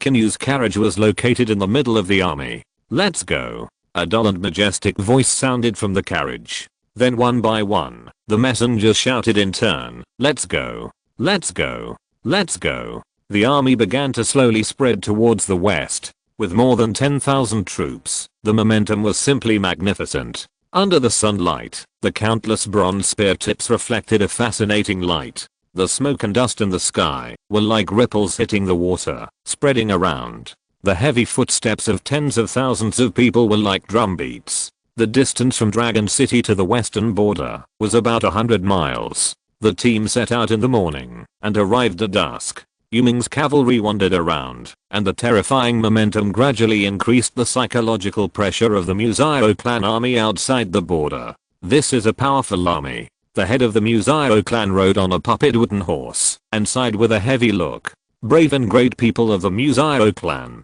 The blood of the ancient ancestors flows in your bodies. Show the anger in your chest to the enemies from the east. The head of the Mythical clan suddenly turned around and roared. The tens of thousands of troops behind him suddenly followed and roared, and the surging roar roared towards the enemy phalanx like a raging tide that overturned the world. The sound was earth-shaking, and even faintly caused panic in many horses in the dragon cavalry camp in front. Chief, I want to fight. Yuming rode angrily. Don't worry, let Zhu Yi carry the 20 or so prisoners over. Qin Yu ordered in a deep voice. A moment later, the two armies faced each other, and suddenly a group of soldiers came out from the phalanx of the dragon tribe army, escorting more than 20 people. Zhu Yi came to the middle of the two armies, looking at the dense and boundless enemy army in front of him. He shouted without fear, the Mythical clan plundered our people first, and now they have gathered a large army to occupy our border. Do you want to start a war? Humph. The head of the Mythical clan snorted coldly, rode out on a puppet wooden horse and shouted loudly, you want to build a city on the border, what is your intention? Do you want to rely on this city to invade my Mythical clan in the future? Please retreat 20 miles from the border. Otherwise, you will know how sharp my Mythical clan's weapons are. What a bully. What does it have to do with you that my dragon tribe builds a city on our territory? Do you really think that the army behind me is a decoration? Is it just a show? Zhu Yi roared. As the voice fell, 5,000 spearmen suddenly raised their spears, and a series of lightning rushed straight into the sky, followed by the terrifying sound of thunder and thunder that spanned thousands of miles. The terrifying momentum immediately lowered the morale of the Mythical clan's army. The face of the Mythical clan leader was not very good.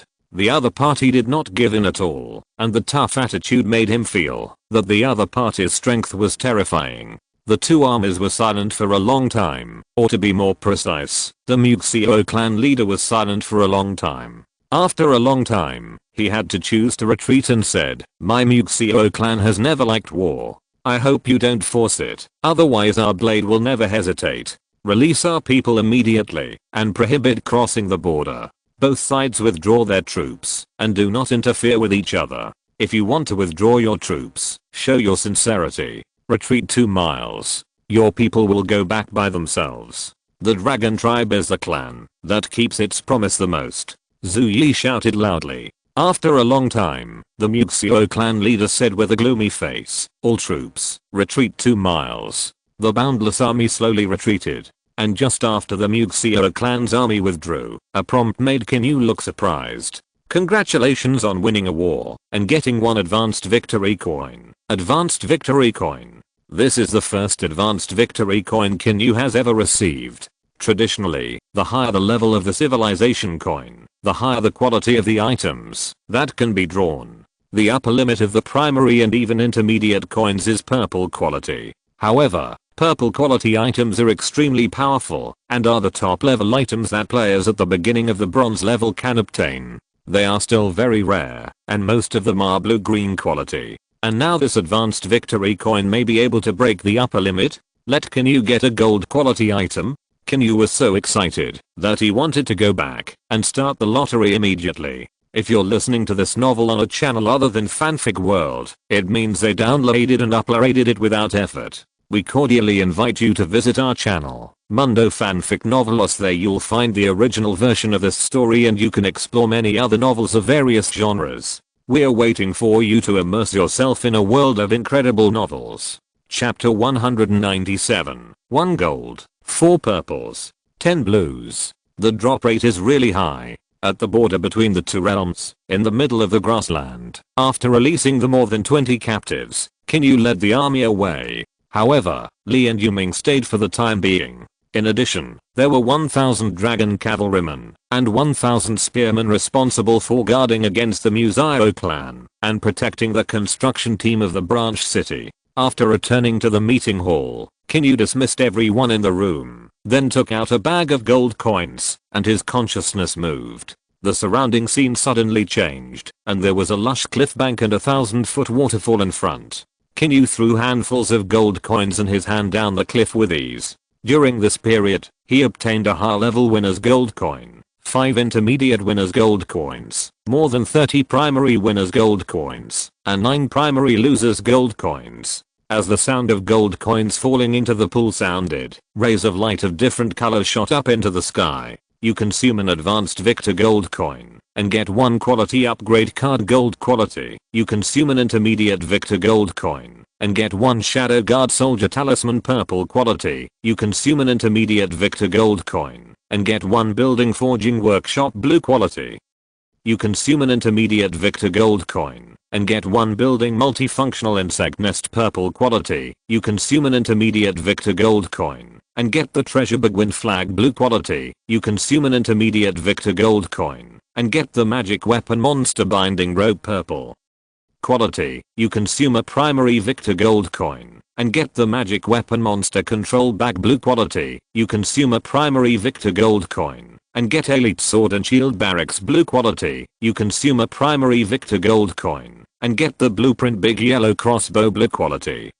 You consume 1 primary winner's gold coin and get the specialty Red Blood Stallion *50x1 blue quality. You consume 1 primary winner's gold coin and get the Building 10,000 Horses Garden X1 blue quality. You consume 1 primary winner's gold coin and get the Building Armor Institute X1 blue quality. You consume 1 primary loser's gold coin and get the Specialty Golden Jade Rice Seed X1 blue quality. You consume 1 primary loser's gold coin and get the Spiritual Seed Green Scale Fish Fry X1 purple quality. You consume 1 primary loser's gold coin and get Fishing Boat Dwarf X1 blue quality. 1 gold, 4 purple, 10 blue.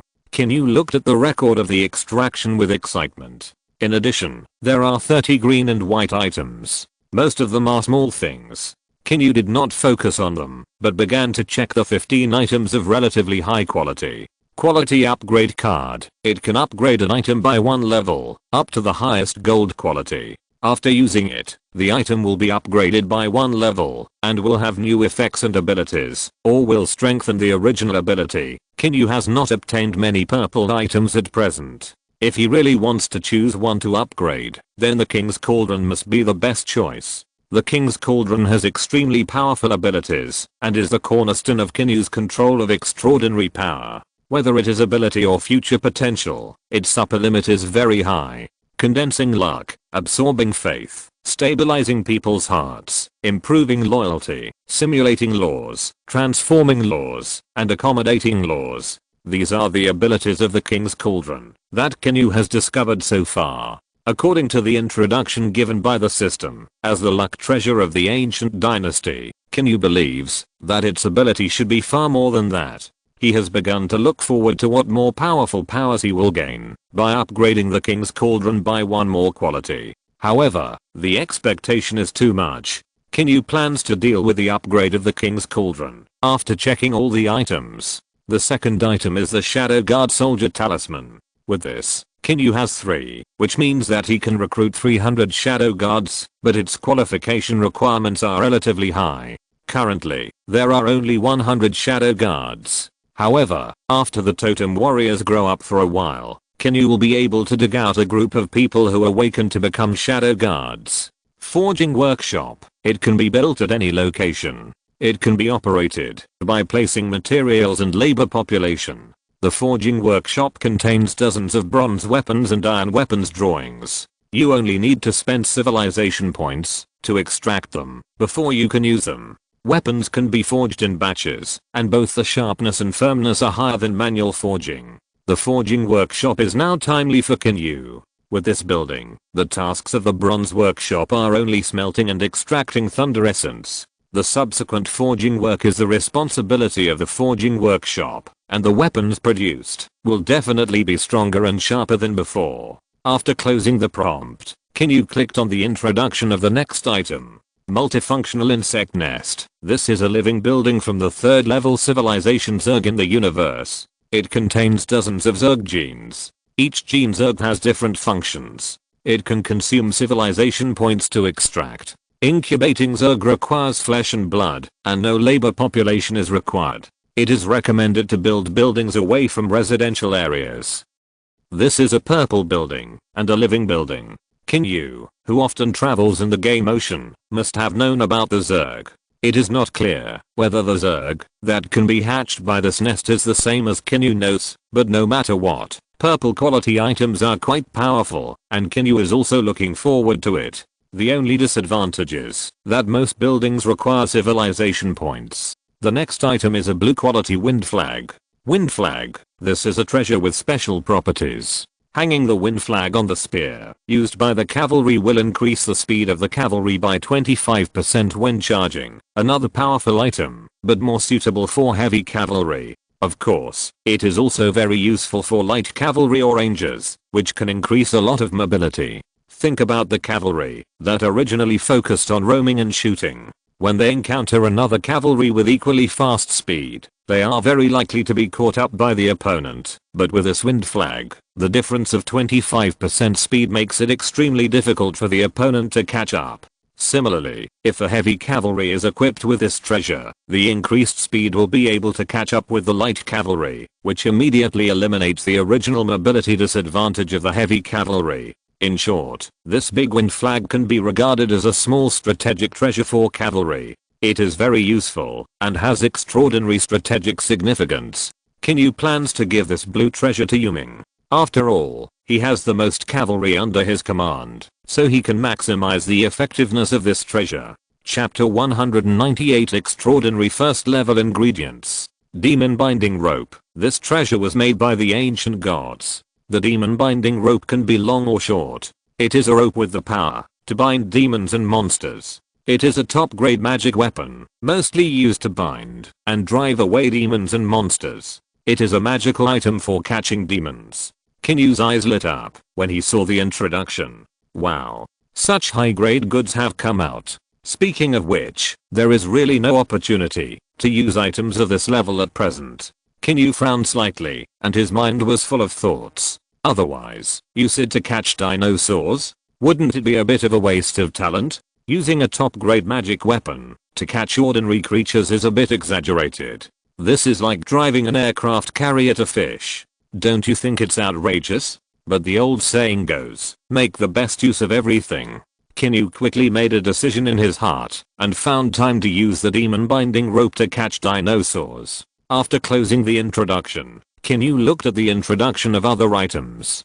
Demon bag, a low-level magic weapon that can hold living creatures. It contains zoomy space and a little lore power. It can hold 100 monsters. The number is limited, not the size. However, it can only hold creatures that are no more than the second level of extraordinary, and the other party must be in a restrained state. What a coincidence, isn't it? It's just used to hold dinosaurs.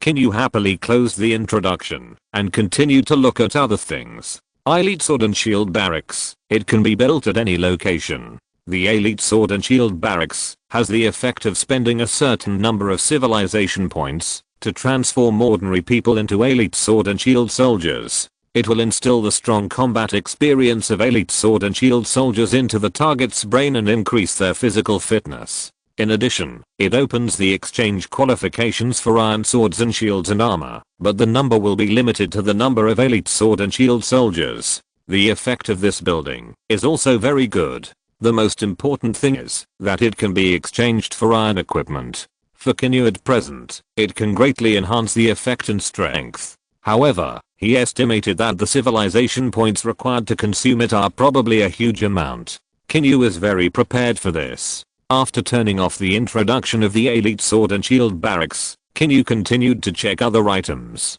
Diagram of the large yellow bed crossbow, ultra long range and very powerful penetrating power. It can even break the inferior city wall with one blow. After using it, the target will be able to master the complete and detailed manufacturing process of the large yellow bed crossbow. This was directly thrown to Huang Yu of the Ordnance Academy, and there was nothing to say. Qin Yu continued to look at other things. Red Blood Horse. This is a pure-blooded warhorse with very superior blood. It is 1.9 meters tall and nearly 4.5 meters long. It has very good endurance and load-bearing capacity. Its speed is also 2 to 3 times that of ordinary warhorses. The only disadvantage is that it is difficult to tame. This is a horse breed with superior blood, and all attributes are very good. As for the disadvantages, Qin Yu directly chose to ignore them. No matter how difficult it is to tame, it is still obedient when thrown into the animal pen with the interference of system power. After turning off the introduction, Qin Yu continued to look at other things. This is a building related to horses. Wanma Garden. It can be built at any location. Wanma Garden is a building for raising horses. The blood of the horses bred in Wanma Garden will never decrease, and each generation of breeding will only leave excellent genes and screen out inferior genes. In addition, it increases the reproduction rate, growth rate, recovery rate of the horses in the building, reduces diseases, and increases a little lifespan. Another building that increases the strength of cavalry. Its effect of eliminating inferior genes and retaining excellent genes is the strongest, which saves some time for breeding war horses. Very good building. Qin Yu closed the introduction with satisfaction and continued to look at other items. Armor Making Institute. It can be built at any location.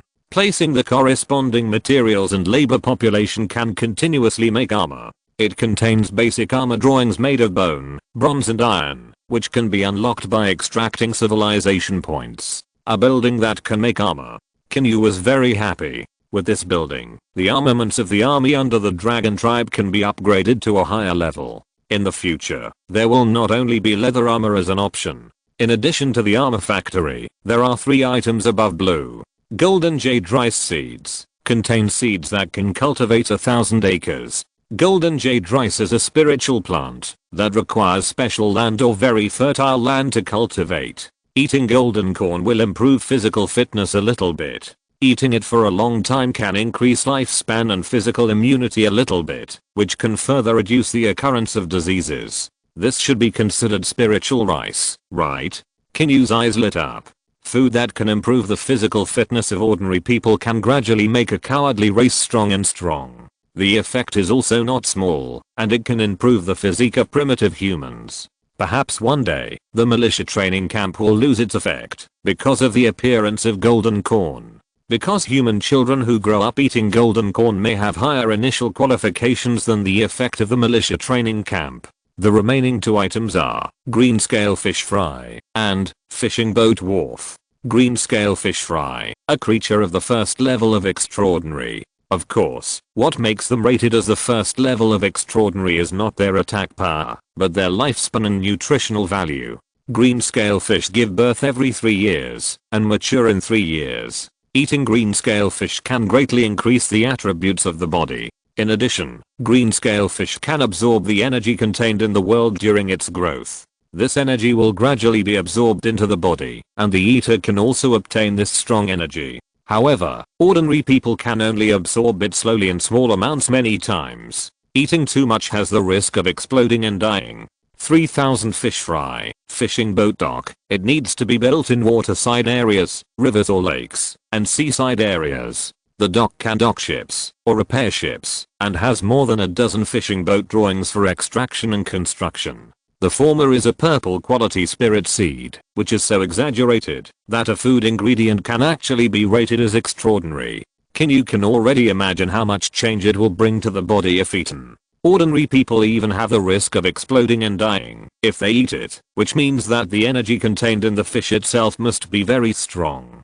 If this were in the world of immortal cultivation, it would definitely be a species that is very valuable and can generate wealth continuously. The final fishing boat dock must be built in the Nanhu area. The area of Nanhu is actually quite large, about nearly 100 square kilometers. If fishing boats can be built, the fish in the center of the lake will definitely be more abundant and more numerous. Now that there are salt mines, and it is summer, many leaves that can be used to smoke food can be found. A large number of fishing boats can be built for fishing, and then the caught fish can be smoked into dried fish to serve as reserve food for the winter. Chapter 199. The King's Cauldron has undergone tremendous changes.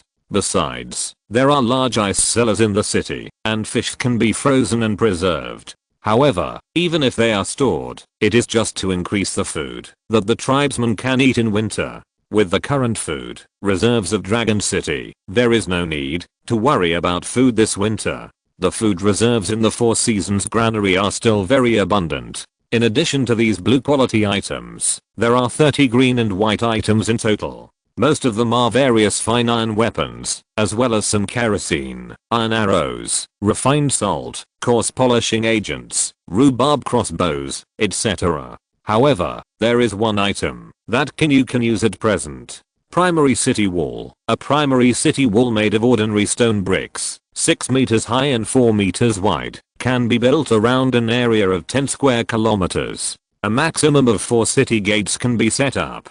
This is a green quality item, which can instantly build a stone city wall 6 meters high and 4 meters wide.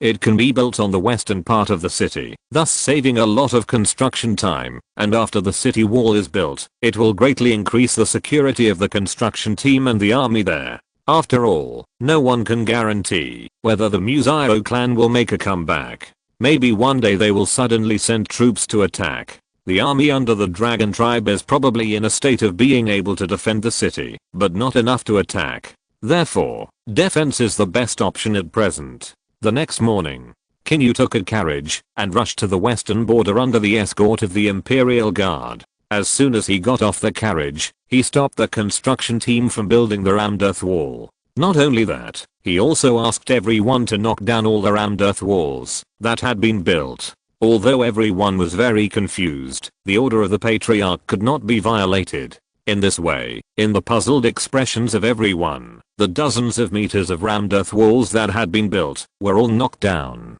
Qin Yu saw this and slightly placed his palm on the ground, and a dazzling green light began to appear around him. The next moment, the ground began to tremble slightly. Bricks and stones broke out of the ground one by one, as if they had life, deeply embedded in the earth, laying a perfect foundation underground, and then piling up layer by layer. In the blink of an eye, a wide city wall was formed, with a total length of 16 kilometers, divided into 4 walls, east, west, south, and north, with a city gate embedded in each wall. Overall, it is 6 meters high and 4 meters wide, with rows of battlements on top. The surrounding tribesmen and soldiers looked at this scene in shock. Miracle, miracle, someone shouted loudly. The tribe leader is indeed the reincarnation of an ancient god. Otherwise, why would the dragon tribe be so prosperous? Yes. Just flipping his hand can make the earth shake, and the brick wall break out of the ground. What a great power. The loyalty of the people around him rose sharply. Qin Yu did not explain this, but called the captain of the construction team, Healy and Yuming over. The city wall has been built, and the army can be stationed in the city, but the cavalry still needs to go out for patrols more often.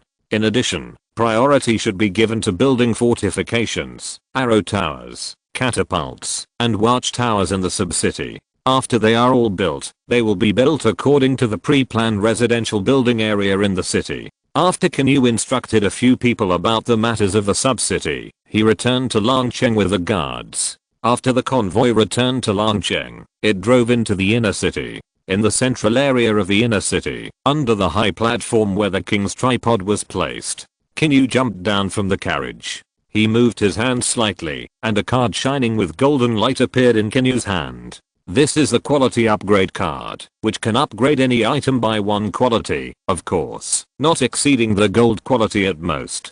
Qin Yu plans to use this item to upgrade the king's tripod from purple quality to gold quality. I don't know what additional abilities it will have.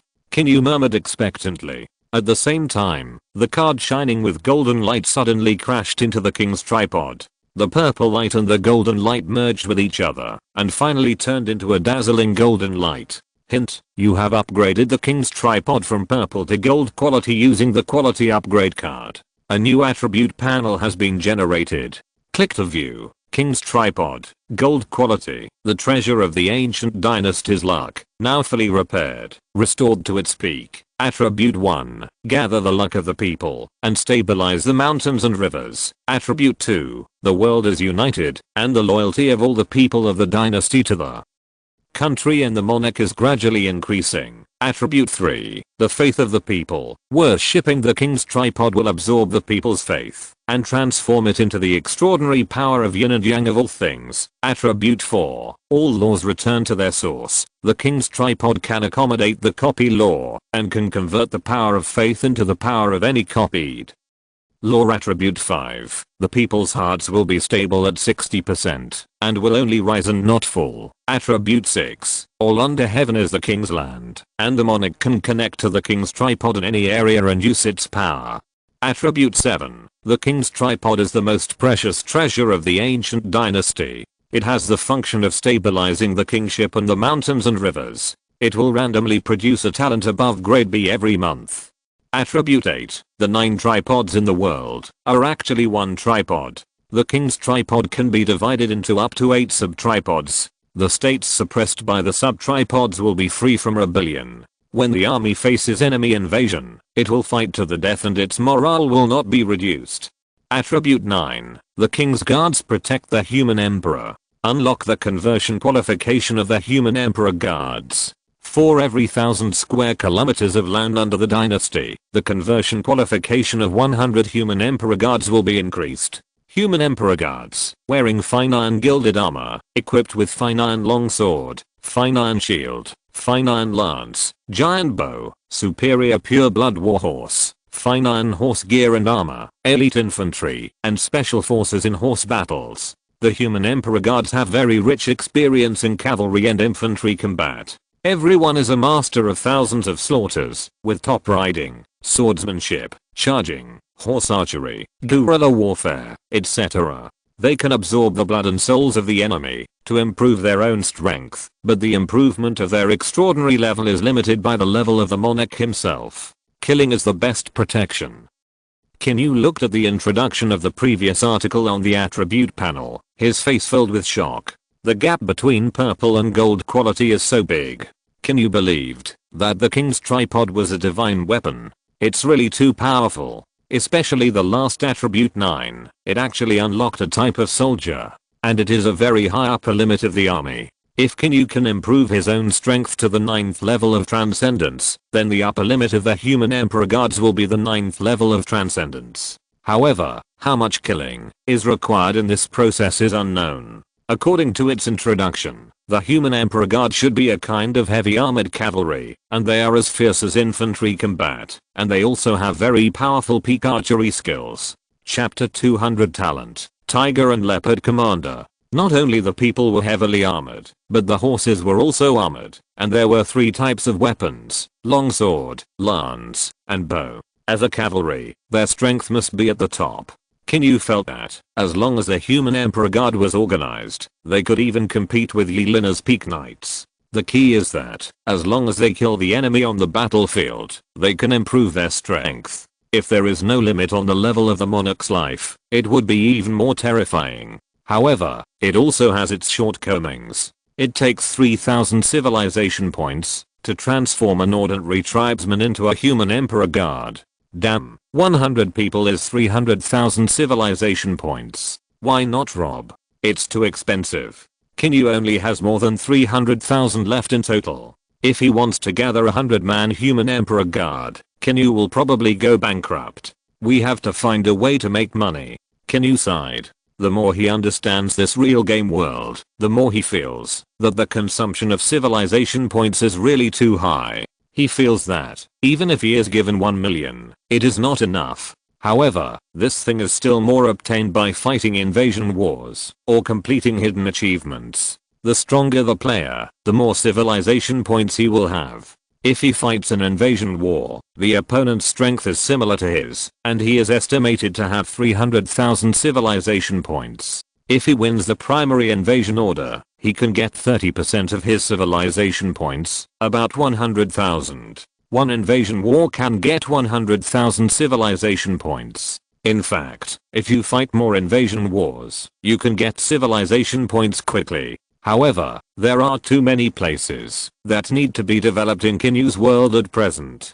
Frequent invasion wars have more disadvantages than benefits. Therefore, his plan is to fight more invasion wars after the 3 months of the exemption card is over, and first evolve the fat that can be converted into strength into muscle, so that his waist will be strong. After carefully checking the properties of the upgraded King Cauldron, Qin Yu took the random talents for each month. The panel light screen was full of light, and then a stream of light appeared in Qin Yu's hand. Tiger and Leopard Commander, Class A, lower. After using, the target will awaken the Tiger and Leopard Commander talent, and the city under his command will increase the defense of the defender's armor by 30%, increase the defender's physical strength by 50%, and increase the accuracy of long-range weapons and ordnance by 50%. Not bad, not bad, a good start. Qin Yu looked at the talent he had drawn and couldn't help but show a happy look on his face. Not to mention that the level of the Tiger and Leopard Commander talent is not low, and looking at the attributes, it is also quite powerful. If it takes 100,000 troops to capture Dragon City, then after the general defending the city has the Tiger and Leopard Commander talent. If he wants to capture Dragon City, he will have to pay half of the troops, that is, 150,000. Of course, this is just an example, which can greatly increase the efficiency of defending the city. It can make it more difficult for the enemy to attack the city, and more troops are paid, which also increases the defensive strength and security of the city. After putting away the things, Qin Yu called C2 over, tells Xianggu City to build a high platform to place the clan's sacred object, the king's tripod. According to the coverage of the branch tripod, only one is needed to cover the surrounding Panhu City and Coal City area, so one branch tripod is enough. The clan leader wants to transfer the king's tripod to Xianggu City? No, it's a branch tripod. Elder C, don't worry, just do it. Qin Yu waved his hand and left. C2 was relieved after hearing this, and then immediately sent someone to Four Seasons Xianggu to convey the order. After Qin Yu left, he found a suitable location in other parts of the inner city to place the forging workshop. With a flash of light, a forging workshop with an area of more than 500 square meters appeared in front of Qin Yu. Various blast furnaces for smelting minerals stood neatly and in an orderly manner. In addition, various iron forging equipment was also particularly complete. The quality of various weapons forged from coal mines will be very good, at least not comparable to charcoal. It also requires civilization points to extract blueprints. Qin Yu spent about 30,000 civilization points and extracted bronze spearheads, bronze ring-headed swords, bronze broadswords, bronze shields, bronze nail hammers, and bronze axes, a total of 6 blueprints. He was unlucky and didn't get any iron drawings, but maybe it was good luck. After all, there was no iron ore now. Even if all the iron drawings were drawn, Qin Yu couldn't use them. The thunder copper spears of spearmen can be left unchanged because they are powerful. Although the forging level is not high, they are made of good materials. Thunder copper itself is relatively hard and contains thunder essence. Even if the thunder essence is removed, it is stronger than ordinary bronze spears. Because the material is better than ordinary copper ore and alloy, there is no need to replace it. Qin Yu has already planned to use ordinary copper, or to forge farm tools and thunder copper, or to make weapons. Among them, the priority is to update the equipment of the Imperial Guards. First, all the bone knives are replaced with thunder copper ring-headed knives. As for the replaced bone knives, they are distributed to the militia. As for the wooden and stone weapons of the militia, they are thrown to the market and sold to ordinary tribesmen for hunting. The maximum productivity of the forging workshop is 100, which means that it can accommodate 100 people working in it. The daily output of weapons is about 100 to 200 pieces, and 100 pieces is one shift. If you want to produce 200 pieces a day, you need to work into shifts for 24 hours. Tell people to operate this building as soon as possible. Qin Yu turned sideways and ordered a guard beside him. Yes. The guard responded respectfully. Qin Yu nodded slightly and placed the Armor Institute next to him. The Armor Institute, as the name suggests, can make various types of basic armor. Since the cost of extracting armor blueprints is higher than that of weapons, Qin Yu drew 3 times. They are bronze armor, bronze rolled armor, and bronze heavy armor. The former is the simplest, with only an upper body armor composed of a chest armor and a back armor. The latter is a bronze armor made of armor plates, which has better defense and flexibility, and can also relieve force. The latter is heavier and more complete, with a full set of equipment. The whole body is heavily equipped, with only the face as a weakness, and the rest of the body is protected by thick and solid bronze armor, but it is very bulky. It is suitable for heavy infantry or heavy cavalry. The productivity of the Armor Institute is also 100, but the production time of a piece of armor is relatively long. About 100 pieces of armor can be produced every 5 days, and the speed is not bad, at least much faster than manual labor. But this speed is only for the simplest bronze armor, and the latter takes a longer time to produce. Qin Yu can accept it completely. After giving the same instructions to the guard beside him, Qin Yu turned around and left with the others. Qin Yu had a headache about the placement of the multifunctional insect nest. It is not clear what this thing looks like. End of this chapter. Thank you very much for reaching the end. Don't forget to like. Looking for more exclusive content and immediate access? Subscribe to our Patreon. Remember, every like, subscription, or donation encourages us to continue. Thanks to everyone. See you in the next video.